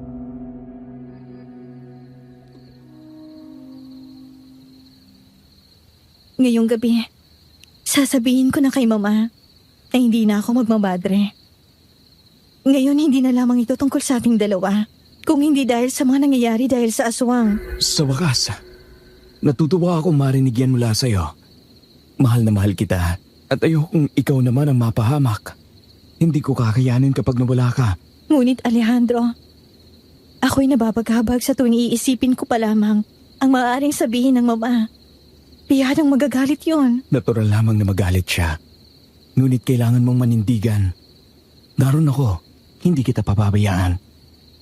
Ngayong wala na si Jacinta, labis akong nangangamba na baka may mawala na naman sa aking mga mahal. Lalo na ikaw, Alejandro. Huwag mo kong alalahanin. Marunong akong makipaglaban. Ngunit may nais pala akong naisabihin sa'yo. Isang bahagi ng pagkatao ko na walang sino man ang nakakaalam bukod sa mga magulang ko. Nakikinig ako, Alejandro. Alam mo na ako ang anak ni Arsenio at Consuelo Montes, ang gobernador Silio. Oo. Ang katotohanan ay kinupkup lamang nila ako nung ako'y 10 taong gulang. Tinanggap at tinaruga na parang tunay nilang anak. Hindi magkaroon ng anak ang mag-asawa. Noong panahon na yon, ay mas mahirap pa sa daga ang totoong mga magulang ko. 12 kaming magkakapatid at hindi nila alam kung paano kami bubuhayin. Kaya naman, pinaampun na lamang nila ako. Mula noon, ay dinala na nila ako sa Espanya at doon ako lumaki. Leonora, isa akong purong Indio. Ano ngayon? Matatanggap mo ba ako? Walang halaga sa pag-ibig ang antas ng pamumuhay ng isang tao. Hindi mahalaga kung isa kang Indio o mestizo. Talaga? Tanggap mo ko? Oo naman. Minahal kita dahil sa iyong pagkatao. Ulitin mo nga sinabi mo. Mahal mo rin ako? Oo, Alejandro. Hindi ko na kayang sikilin pa ang tunay kong nararamdaman. Mahal kita, Alejandro. Mi amor, walang pagsidla ng labis na kaligayahan sa aking puso. Asahan mo na hindi kita pababayaan at mamahalin kita hanggang sa huling hininga ko. Mahal na mahal din kita.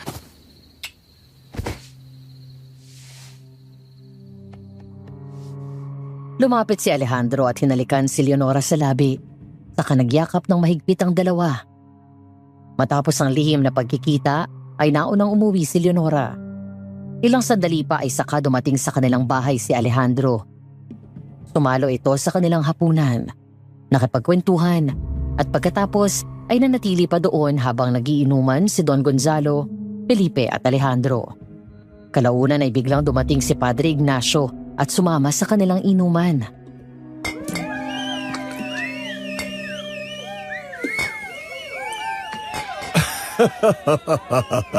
Para sa bayan ng De La Sierra. Salud!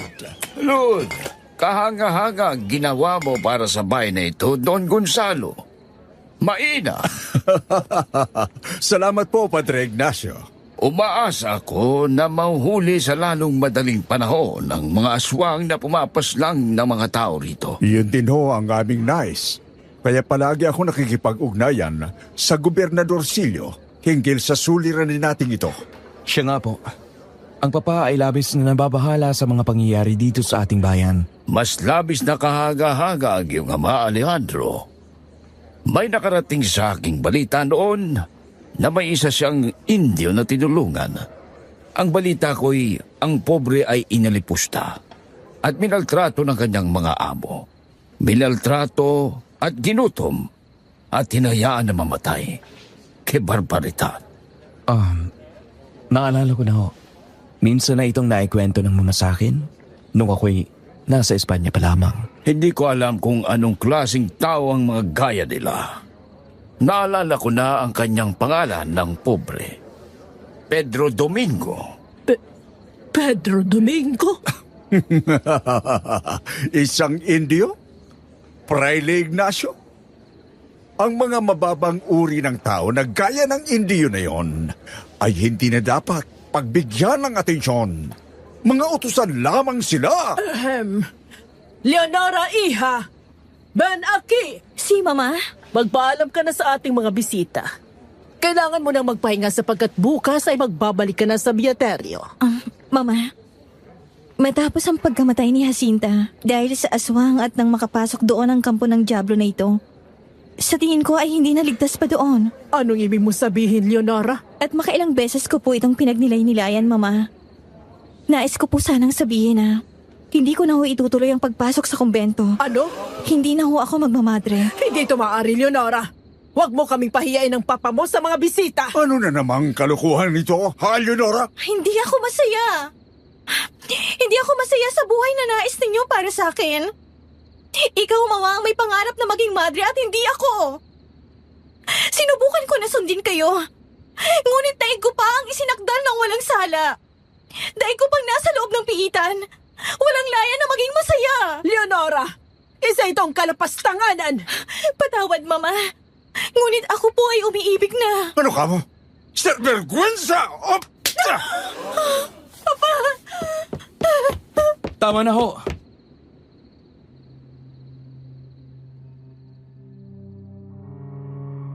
Natahimik ang lahat nang lumayo si Alejandro at tumayo sa tabi ni Leonora.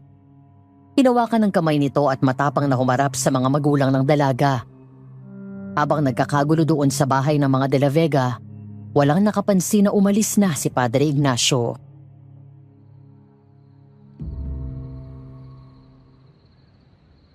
Ako ang lalaking iniibig ni Leonora. Ikaw? Ako ho ang kanyang nobyo. Ikaw ang lalaking lumason sa isip ng anak ko. Nagkakamali ho kayo. Walang kasalanan si Alejandro, Mama. Bago ko pa man siya makilala, ilabag na sa aking puso ang nais ninyo para sa akin. Nagkataon lamang na nakilala ko siya. At agad kaming umibig sa isa't isa. Nakahanda ho akong pakasalan si Leonora. Anumang oras. Hoy, lalaki. Pinagpapasensyahan lamang kita dahil sa gobernador, kaya nakikisama ako sa iyo. Kala mo ba hindi ko alam? Ikaw ay hindi nila tunay na anak? Ikaw ay anak ng isang Indio, isang herbularyo, isang buho na gumagamit ng kapangyarihang itim, isang ire at pagano, sumusuway sa batas ng simbahan. Papa, tama na! Huwag niyong hamakin ang pagkatao ni Alejandro. Walang halaga sa akin kung anong antas ng pamilyang pinagmulan niya. Mabuti siya at tunay na anak ang turing sa kanya ng kanyang mga magulang. Kaya't sino kayo para hamakin siya? Maaaring mahirap lamang ang pamilyang nagpanganak sa akin. Ngunit ipinagmamalaki ko sila sapagkat mabuti silang tao. Hindi ko ho kayo papatulan sapagkat ama kayo ng babaeng mahal ko. Papa, tama na. Baka makarating ito sa Gobernador Silo at tiyak na mananagot kayo. Wala akong pakialam! Makinig ka sa akin, Leonora. Magpapatuloy ka sa pagmamadre. At lalayuan mo ang Indiyong yan. Hindi ko hayaan na sirain yung gaya mo ang pangarap namin. Diya't sa tagal ng panahon na namalagi ako sa Bieteryo, hindi ko pala kilala ang aking mga magulang. O sadyang magaling lamang kayo magbalat kayo, sapagkat hindi kayo ang kinalakhan kong mga magulang, na inakala ko na mabait at mapagmahal. Anak, Kinahihiya ko kayo. Kinahihiya ko na anak ako ng mga mata pobreng gaya nyo. lapastangan! Patawad, Mama. Kung hindi ko man natupad ang mga pangarap nyo. Dalangin ko po na dumating ang takdang panahon upang matanggap ninyo ang pag-iibigan namin. Sasama na ako sa iyo, Alejandro. Halika sa bahay at ipapakilala kita sa mama at papa. Ay, hindi! Hindi! Hindi ka aalis na... Aswang! Mahigpit na hinawakan ni Alejandro ang kamay ni Leonora. Nang matigilan sila na nakasampa na sa bintana ang aswang. Hindi isa, kung hindi dalawang aswang. Nagtakbuhan ang mga utosan nila at nagtago sa mga silid. Nang akmang tatakbo si Don Gonzalo at Felipe, ay mabilis tumalon ng isang aswang at humarang sa kanilang daan. Alejandro! Kahit anong mangyari, manatili ka lamang sa likod. Kung sakaling makalapit isa man sa kanila, tumakbo ka sa silid at ikandado mo ito. Natatakot ako. Kailangan ko ng lakas at tapang mo ngayon, gaya ng gabing sinugod ka nila sa Bieteryo. Gonzalo! Halos sabay na tumalon ang dalawang aswang. Ang isa ay sumugod kay Gonzalo na mabilis na nahampas ng silya ni Felipe. Ang isa namang aswang ay sumugod kay Alejandro. Agad na iharang nito ang sarili kay Leonora. Sabay hataw ng malakas sa aswang gamit ang baston nito nang sumugod sa kanila. Matapos yun ay umikot sila hanggang sa makalapit sa mesa. Bigla nitong dinampot ang maliit na bread knife at mabilis iyong itinarak sa dibdib ng aswang.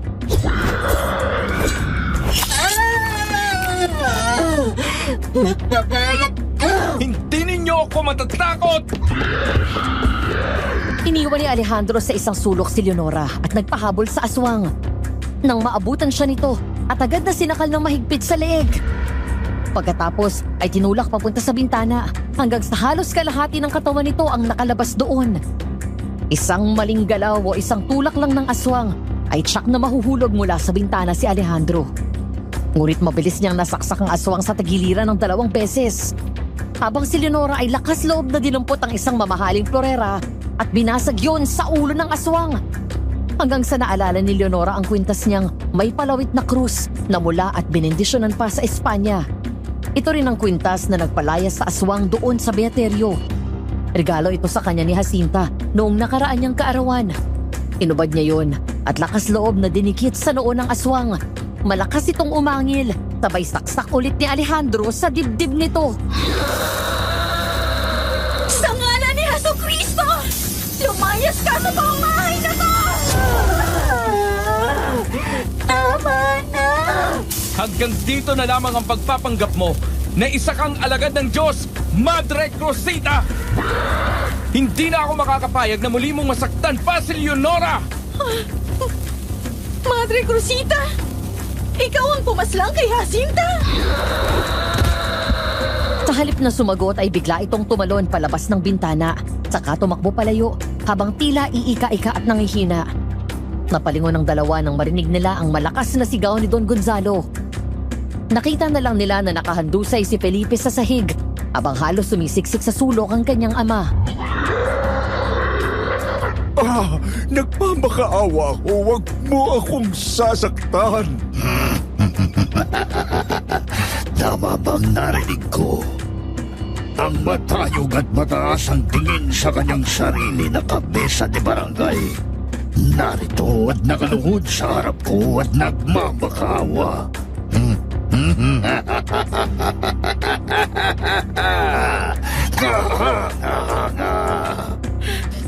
Ginoo, ako'y nakikiusap sa inyo. Huwag po ninyo kaming sasaktan. Siya nga! Nais mong buhayin ko itong ama mo. Papa! Nais rin kaya niyang mabuhay kapag nalaman ng lahat ang kanyang lihim. Anong lihim? Huwag! Huwag po ninyo ako sasaktan! Napasigaw ng malakas si Doña Fernanda nang biglang hablutin ng aswang ang kanyang baba at mahigpit yung hinawakan. Mula sa kinatatayo ni Leonora ay naging saksi siya sa halos walang kulay na mukha nito dahil sa labis na takot. Senyora!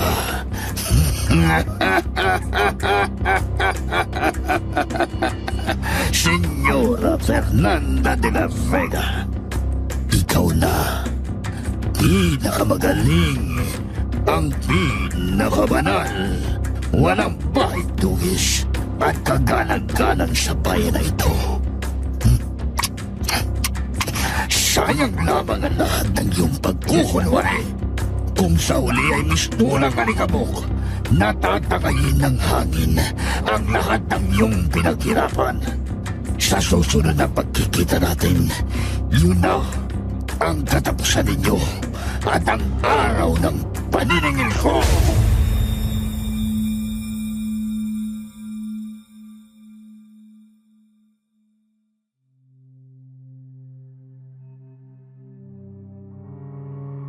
Muli kong nilipat ang diary sa susunod na pahina.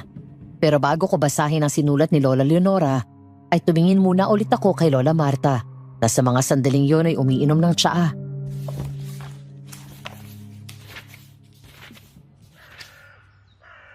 Hala, Lola. Ano po ba yung lihim ni Don Gonzalo? Malalaman mo sa mga susunod na pahina.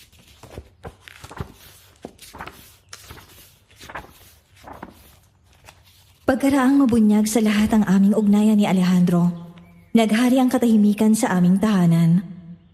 Ramdam ko ang pagpupuyos ng kanilang damdamin laban sa akin. Oo, maaaring nasaktan sila sa aking naging pasya. Maaaring pasyado akong makasarili. Subalit kailangan kong manindigan sa pasyang aking napili.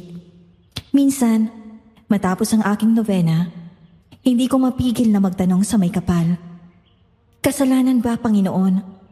Kung ngayon ay ang tunay na nais ng aking puso, ang aking didinggin, at hindi ang kung anumang ipinag-uutos ng aking mga magulang. Kasalanan ba kung dinggin ko naman ang sarili kong kaligayahan?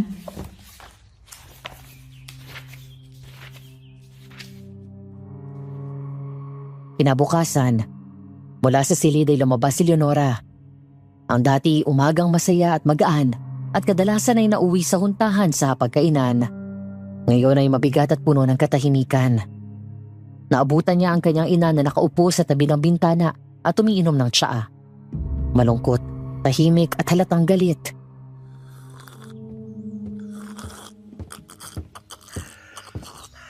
Mama, maaari ko ho ba kayong makausap?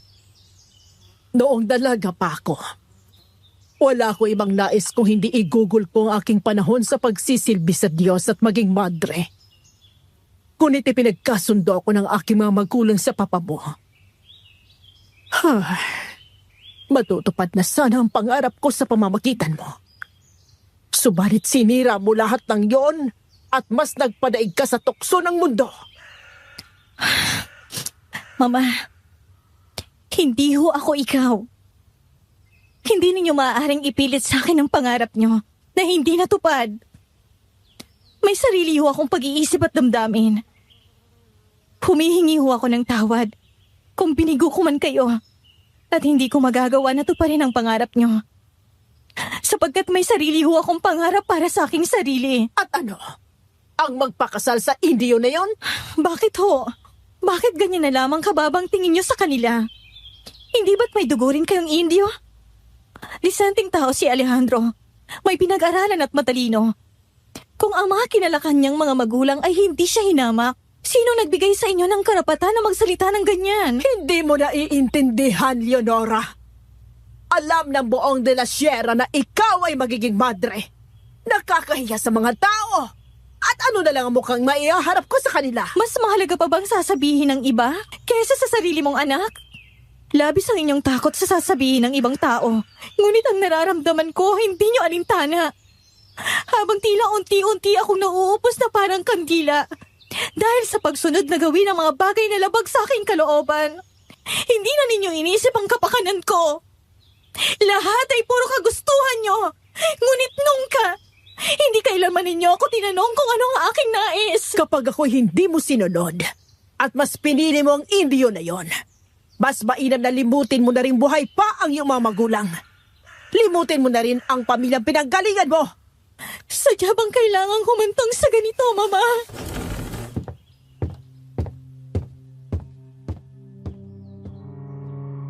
Hindi na daw sumagot si Doña Fernanda.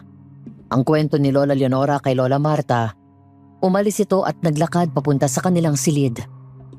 Sumunod naman siya sa ina para patuloy itong kumbinsihin. Nang buksan ito ang silid, nagulat silang dalawa sa kanilang nasaksihan at daig pa nila ang nakakita ng multo sa sandaling iyon.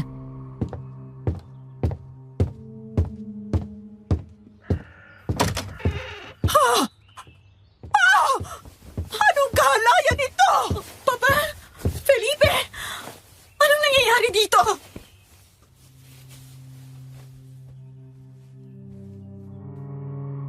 Halos mawala ng balanse at ulirat si Doña Fernanda. Dahil nang buksan nito ang pinto ng silid, kitang-kita ng dalawa na magkayakap at naghahalikan si Don Gonzalo at Felipe. Sa sobrang gulat, kahit si Leonora ay hindi makakibo habang ang dalawa ay namutla.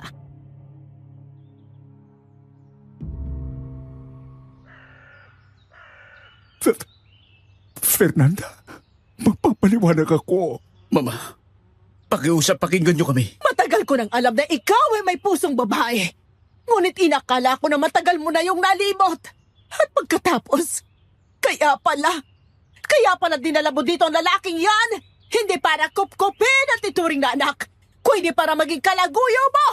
Mga baboy! Patawarin mo ako, Fernanda. Sinikap kong baguhin ang pagkatao ko, ngunit kahit anong gawin ko, sadyang iba ang pintig ng puso ko. Nung makilala ko si Felipe, umibig na ako sa kanya. Nang mawala ang mga magulang niya, hindi ko na siya maaaring pabayaan. Kaya dinala siya rito para araw-araw kayong magkasama.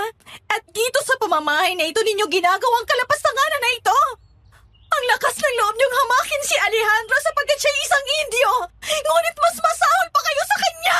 Leonora, patawarin mo ko. Isa ka pa! Itinuring kita na parang tunay kong kapatid. Tapos ganitong gagawin niyo ng papa. Lumayas ka dito sa pamabahay ko. Layas! Pero mama... Huwag mo ako matawag na mama. Namumuhi ako sa iyo. Karimari-marim kayo. Narding, dalhin niyo si Felipe at itapon sa labas. Maging ang kanyang mga gamit, itapon niyo. Felipe, sandali lamang. Huwag kang aalis. Gonzalo, babalikan kita dito.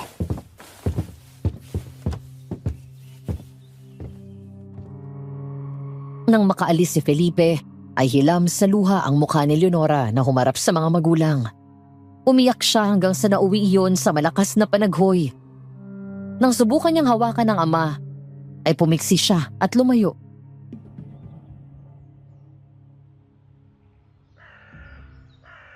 Ngayon niyo sabihin sa akin kung sino ngayon ang mas nakakahiya. Ako na umibig sa isang Indio. O ang ama ko na ang kalaguyo ay ang batang lalaking kanyang inampon.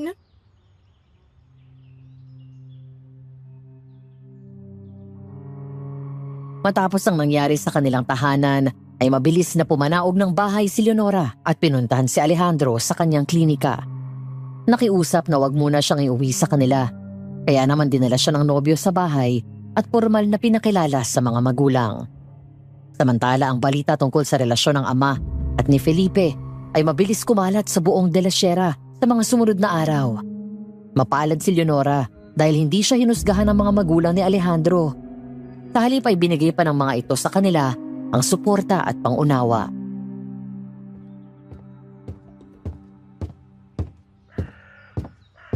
Mahal ko, ilang araw ka nang narito. Marahil ay nararapat lamang na humarap tayong uli sa iyong mga magulang. Dahil ilang araw na akong namalagi dito sa bahay niyo. Wala na silang magagawa kung hindi ang ipakasal tayo. Kung ayaw nilang mas pag-usapan sila ng mga tao. Kinausap ko na ang mama at papa. Patapos ang gabing ito, ng pagharap natin sa kanila, mamamanhikan na kami upang pag-usapan ang ating pag-iisang dibdib. Hindi na ako makapaghintay pa, mahal ko. Siya nga pala. Yung tungkol kay Madre Cruzita. Hindi mo na naipaliwanag ang tungkol doon. Paano nangyari na siya ang aswang? Aksidente kong nakita nang gabing kinagat siya ng aswang. Nakita ko rin kung paano siya naging aswang.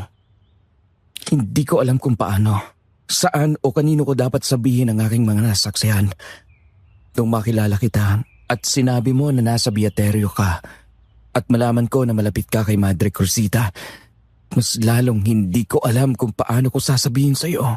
Kaya pala mahigpit ang iyong bilin sa akin na mag-ingat ako. May nais ka na palang ipayuwatik.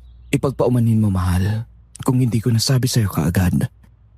Ayokong isipin mo na tinatakasan na ako ng bait. Naiintindihan ko.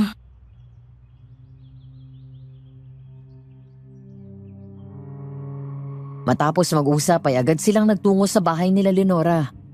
Madilim na noon at ang mga ilaw sa poste ay pawang nakasindi.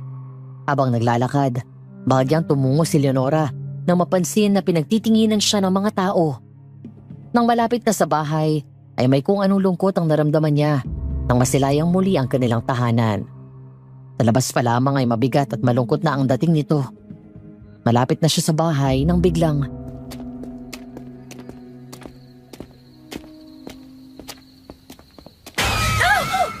Fraile Ignacio, ginulat mo kami. Ano pong iyong ginagawa sa dilim?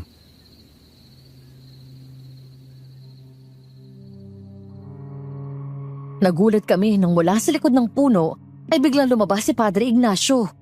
May kakaiba sa mukha nito. Matalas ang tingin at nakakatakot nang ngumisi at tumawa ito. Bahagyang umatras si Leonora nang lumapit ito sa kanila.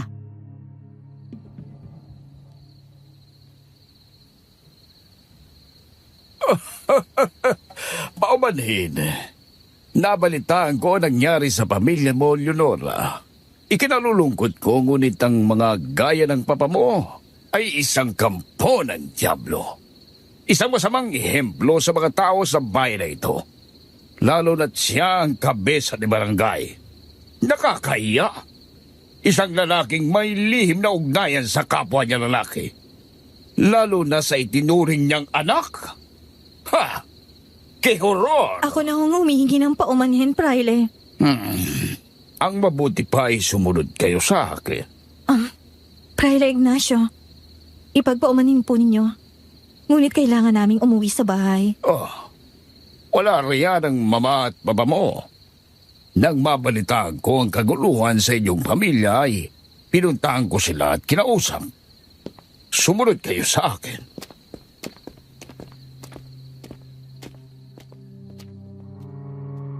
Nagtataka man ay sumunod ang dalawa sa praile. Dinala sila nito sa loob ng kakahuyan. Madalim doon at ang tanging liwanag lamang ay nagmumula sa mga dala nilang lampara. Hanggang sa makarating sila sa isang puntod.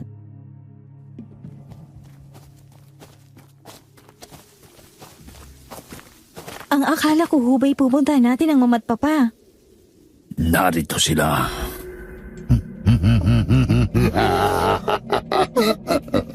Sa harap ng puntod ng kapatid ko na pinatay ng mga magulang mo. Ikaw ang isa pang aswang? Wala nang iba. Nasaan si Doña Fernanda at Don Gonzalo? Ano po ang talaga sa iyo ng dalawang matatang yun? Kapag pinatay ko sila, ay malaya na kayo makapagpapakasal. Malalayo ka na rin sa kahihiyan. Bunga ng relasyon ng ama mo at ng ampon niya. Kahit ano pang kanilang kasalanan, sila pa rin ang aking mga magulang. Masasabi mo pa kaya yan kapag nalaman mo ang pinakamabahong lihim ng mga magulang mo? Madre Cruzita, paano kayo umantong sa ganito? Isa kang mabuting alagad ng Diyos. Kailangan ko ng mga katulong sa plano ko na babagsakin ang mga magulang mo. Kaya ginawa ko siyang gaya sa akin. Isang aswang na kung tawagin ay silaban. Sapagkat ang nagbibigay sa amin ng lakas na tila naglalagablab na apoy ay ang matinding galit sa aming mga puso. Patawarin mo ko, Leonora. Wala na akong mapagpipilian pa. Sinumpa ako ng langit at itong kabayaran ko sa mga kasalanan ko. Hindi ko maunawaan. Anong kasalanan mo? Minsan na akong nadala ng tukso at may namagitan sa amin ng dating kura paroko. Ako'y nagdalang tao. Dahil labis na kahihiyan at takot ay ipinalaglag ko ang bata. Ang tingin ko sa sarili ko noon, napakasama ko. Ngayon, tunay na akong alagad ng dyablo. Marami ka pang hindi nalalaman, Leonora. Tapatin niyo na ako. Ano bang ibig niyong sabihin? Nasaan ang mga magulang ko? Inuha ni Madre Cruzita si Don Gonzalo at Doña Fernanda sa likod ng halamanan. Nakagapos ang mga ito ng lubid at may busa lang mga bibig habang umiiyak. Nanlaki ang mga mata ni Leonora at nagtangkang tumakbo palapit sa mga ito. Mama! Papa! Manatili ka dyan. Hindi kita binigyan ng paintulot na lumapit. Bakit niyo ba ginagawa ito? Hindi ba't praile ka? Isang alagad ng Diyos. Hindi ako ang tunay na Padre Ignacio. Dahil ang tunay na Fraile Ignacio ay matagal ko nang pinatay. Kinuha ko ang kanyang katauhan upang makapasok sa bayan de la Sierra at makalapit sa mga de la Vega. At ang tunay kong pangalan ay Alonso Domingo. Anong pagkakautang namin at pinapahirapan mo kami ng ganito? Sapagkat sila ang dahilan ng pagkamatay ng aking kapatid, si Pedro Domingo. Ang nakalibing dyan sa puntod na yan. Ang dating utusan sa pamilya nyo na pinagmulupitan, ginutom at sinaktan ng dalawang yan. Mama! Papa! Tunay ba ang lahat ng ito? Yun ang katotohanan. Napuno ang puso ko ng labis na galit at pagkamuhi sa mga magulang mo. Kinaratangan nila ng magnanakaw ang kapatid ko at dahil lamang sa kamuha siya ng kaunting pagkain. 3 araw nilang hindi pinapakain ng pobre. Kaunting makakain. Ano ba naman ang kapirasong tinapay upang maibsan lamang ang kanyang kumakalam na sikmura? Ngunit ang kapalit doon ay ang kanyang buhay. Pinahuli nila sa mga gwardiya sibil si Pedro at doon sa kwartel. Pinahirapan siya ng gusto hanggang sa mamatay. Nagpakilala si Alonso sa mama mo. At mula noon, siya nang nagdadala ng mga taong pinapatay at kinakain namin. Ano? Doña Fernanda, isang krimen ang inyong ginawa. Mama! Ikaw ang dahilan kaya namatay si Jacinta! Ikaw din ba, Mama? Inalis ni Madre Cruzita ang busal sa bibig ng kanyang mama at agad umalingaw ang malakas na palahaw ng iyak nito. Nang hina ang mga tuhod na napaupo sa lupa si Leonora nang marinig ang nagsisising panaghoy ng kanyang ina. Esto no es verdad! Por favor, Mama! Sabihin mo na hindi lahat ng sinabi nila ay totoo.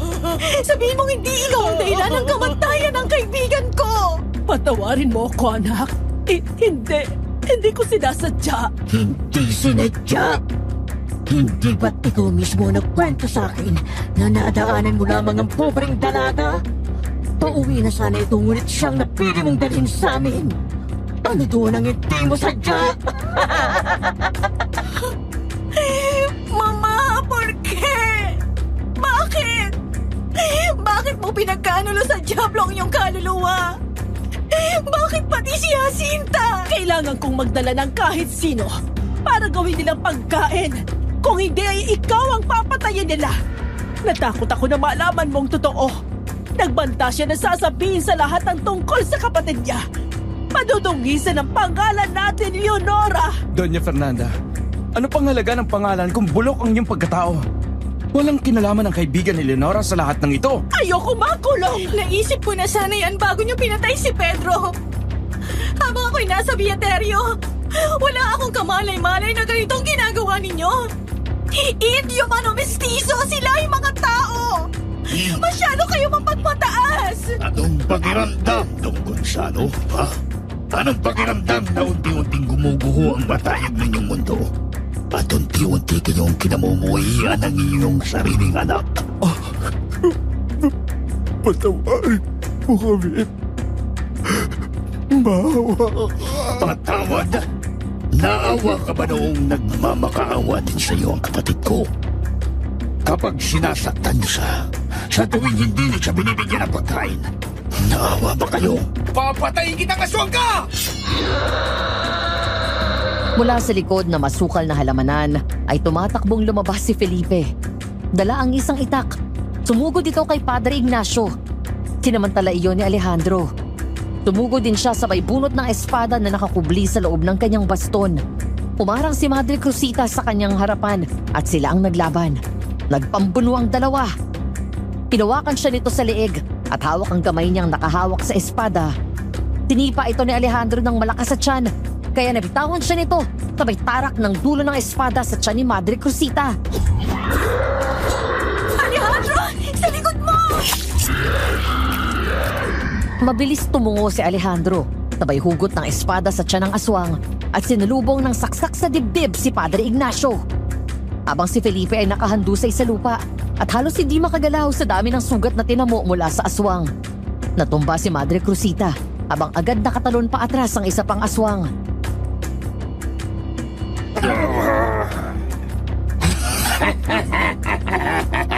Hindi ka lamang magaling na maggagamot. Mahusay ka rin sa pagkikipaglaban. Nakakalimutan mo yata na nananalaytay sa akin ang dugo ng aking ama. Isang erbularyo na matapang na lumalaban sa mga kampo ng Diablong gaya mo! Akong harapin mo, aswang! Matapang ka! Felipe! Wag! Sumugod si Felipe sa kabila ng kalagayan nito. Paglapit niya ay mabilis na nakaiwas si Ignacio hanggang sa magawa nitong mapunta sa likod. Agad nitong sinunggaban ang batok ni Felipe at hinarap ito kay Don Gonzalo. Tingnan mo, Gonzalo. Tingnan mo kung paano ko papatayin ang lalaking pinakamamahal mo.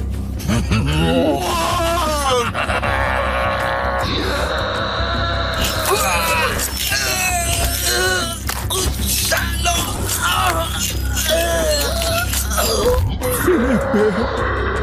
Mahal ko! Ngayon, tingnan mo kung paano ko papatayin ang nag-isa ninyong anak. Huwag ang anak ko! Leonora! Leonora! Agad humarang si Alejandro. Nagtangka itong sumugod at saksakin ito.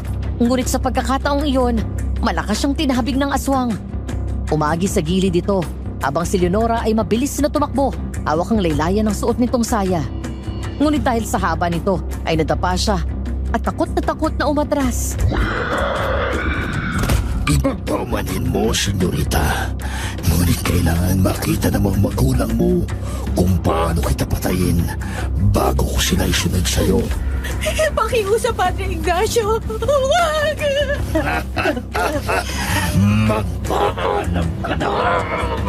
Leonora!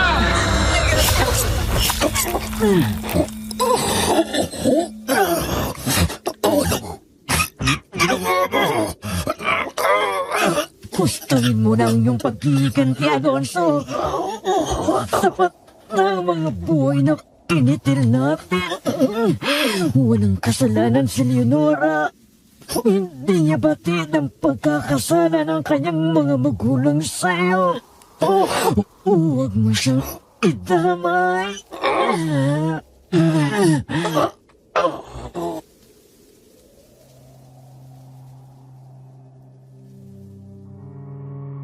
Nang sugurin siya ni Padre Ignacio, bago pa siya masaksak nito gamit ang matalim na kuko sa kamay, ay hinarang ni Madre Cruzita ang kanyang sarili kay Leonora. Siya ang nasaksak ni Padre Ignacio at sinaksak din niya ito pabalik sa tiyan. At mula sa likod ay sinaksak ni Alejandro si Padre Ignacio at saktong tumama sa puso. Tumagos ang kanyang espada at tinamaan din sa dibdib si Madre Cruzita. Matapos yon ay sabay bumagsak ang aswang na wala ng buhay.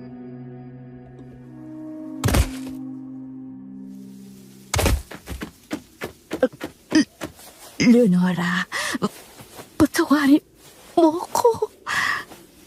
Tapos na ang lahat. Matatahimik ng bayan na to. Malaya ka na.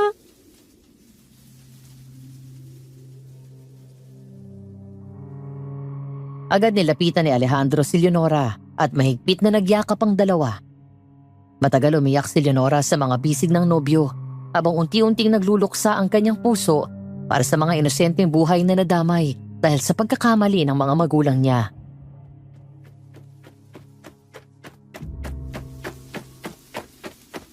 Mahal ko, wala nang mga aswang. Alejandro, nasaktan ka ba? Ngunting galos lamang. Salamat sa Diyos at ligtas ka. Ang buong akala ko'y mawawala ka na sa akin. Mahal na mahal kita, Leonora. Mahal na mahal din kita, Alejandro. Halina, tulungan mo akong pakawalan ng mama at papa mo.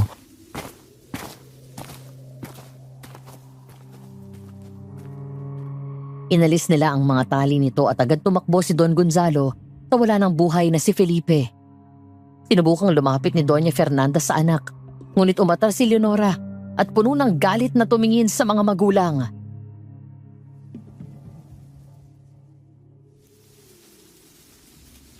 Alas 7:00 bukas ng umaga. Ipapakuha ko ang lahat ng aking mga gamit. At doon na ako maninirahan sa bahay ni na Alejandro. Anak. Ang buong akala ko ay kilala ko kayo sapagkat mga magulang ko kayo. Ngunit nagkamali ako. Hindi ko alam kung ano ang totoo at huwad sa lahat ng ipinakita niyo sa akin. Dahil sa pagiging malupit at mapagmataas niyo, maraming nadamay at namatay ng walang kamalay-malay. Hindi kita mapapatawad sa ginawa mo kay Jacinta. Huwag ko kayong mag-alala. Hindi ko pababayaan si Leonora.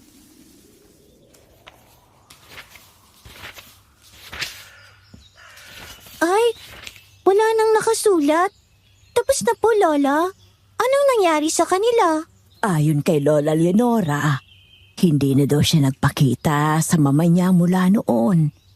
Hinuli ng mga gwardya sibil ang kanyang mama dahil sa pagkakasangkot nito sa kamatayan ng maraming biktima ng aswang. Si Don Gonsalvo naman, hindi nakayanan ng labis na kalungkutan dahil sa pagkamatay ni Felipe at kahihiyan. Kaya isang beses, natagpuan na lang daw itong nakabigti sa kanyang silid. Si Lola Leonora at Lolo Alejandro naman, umalis ng De La Sierra at lumuwas dito sa Laguna. Itong bahay na ito, ang regalo ng mga magulang ni Alejandro nung sila'y ikasal. Lola, bakit po pala hindi natatakot sa loob ng simbahan ng aswang? Dahil ang banal na proteksyon ay nakasalalay sa matinding pananampalataya sa Diyos at hindi sa pisikal na estruktura lamang. Ayon pa sa matatanda noong araw, ang hindi pagkatakot ng mga aswang sa simbahan ay sumasalamin sa pagkukunwari, panlilinlang o ang kakayahang makihalubilo sa lipunan. Huwag mong kalilimutan dahil ang mga aswang ay kayang mag-anyong tao sa umaga. Ginagawa ang mga normal na ginagawa ng mga tao. Nakikihalubilo sa atin. Nakakapunta kung saan-saan. Kasama na ang simbahan. Hindi mo matutukoy kung sino ang aswang sa tunay na tao. Ibig sabihin, Hindi lahat ng nasa loob ng banal na lugar ay banal din ang layunin. Ang ganda naman ng kwento nila, Lola. Pwede po bang akin na lang po itong diary ni Lola Leonora? Basta ingatan mo, ha? Opo.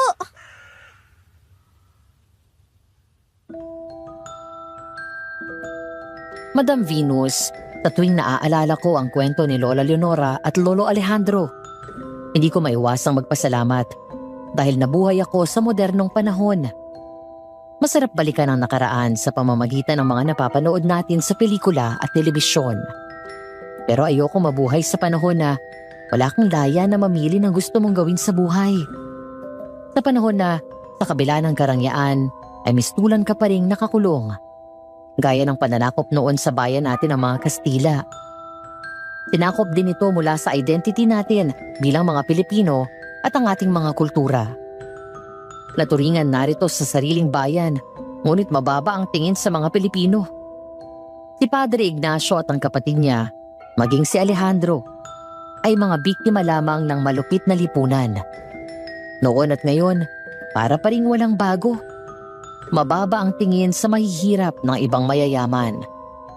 Ang mahirap ay mas naghihirap at ang mayayaman ay mas lalong yumayaman. Ang mga politiko pareho rin noong panahon ng Kastila. Walang pinagbago maliban sa pagbabago ng taon. Sana po ay nagustuhan ninyo ang makulay ngunit nakakatakot na kwento ng pag-ibig ng aking Lola Leonora at Lolo Alejandro. Naway nagsilbi ding aral sa inyo ang mga pinagdaanan nila, maging ang mga nakasama nila sa kwento. Hanggang dito na lamang at maraming salamat po. Nagmamahal, Abigail.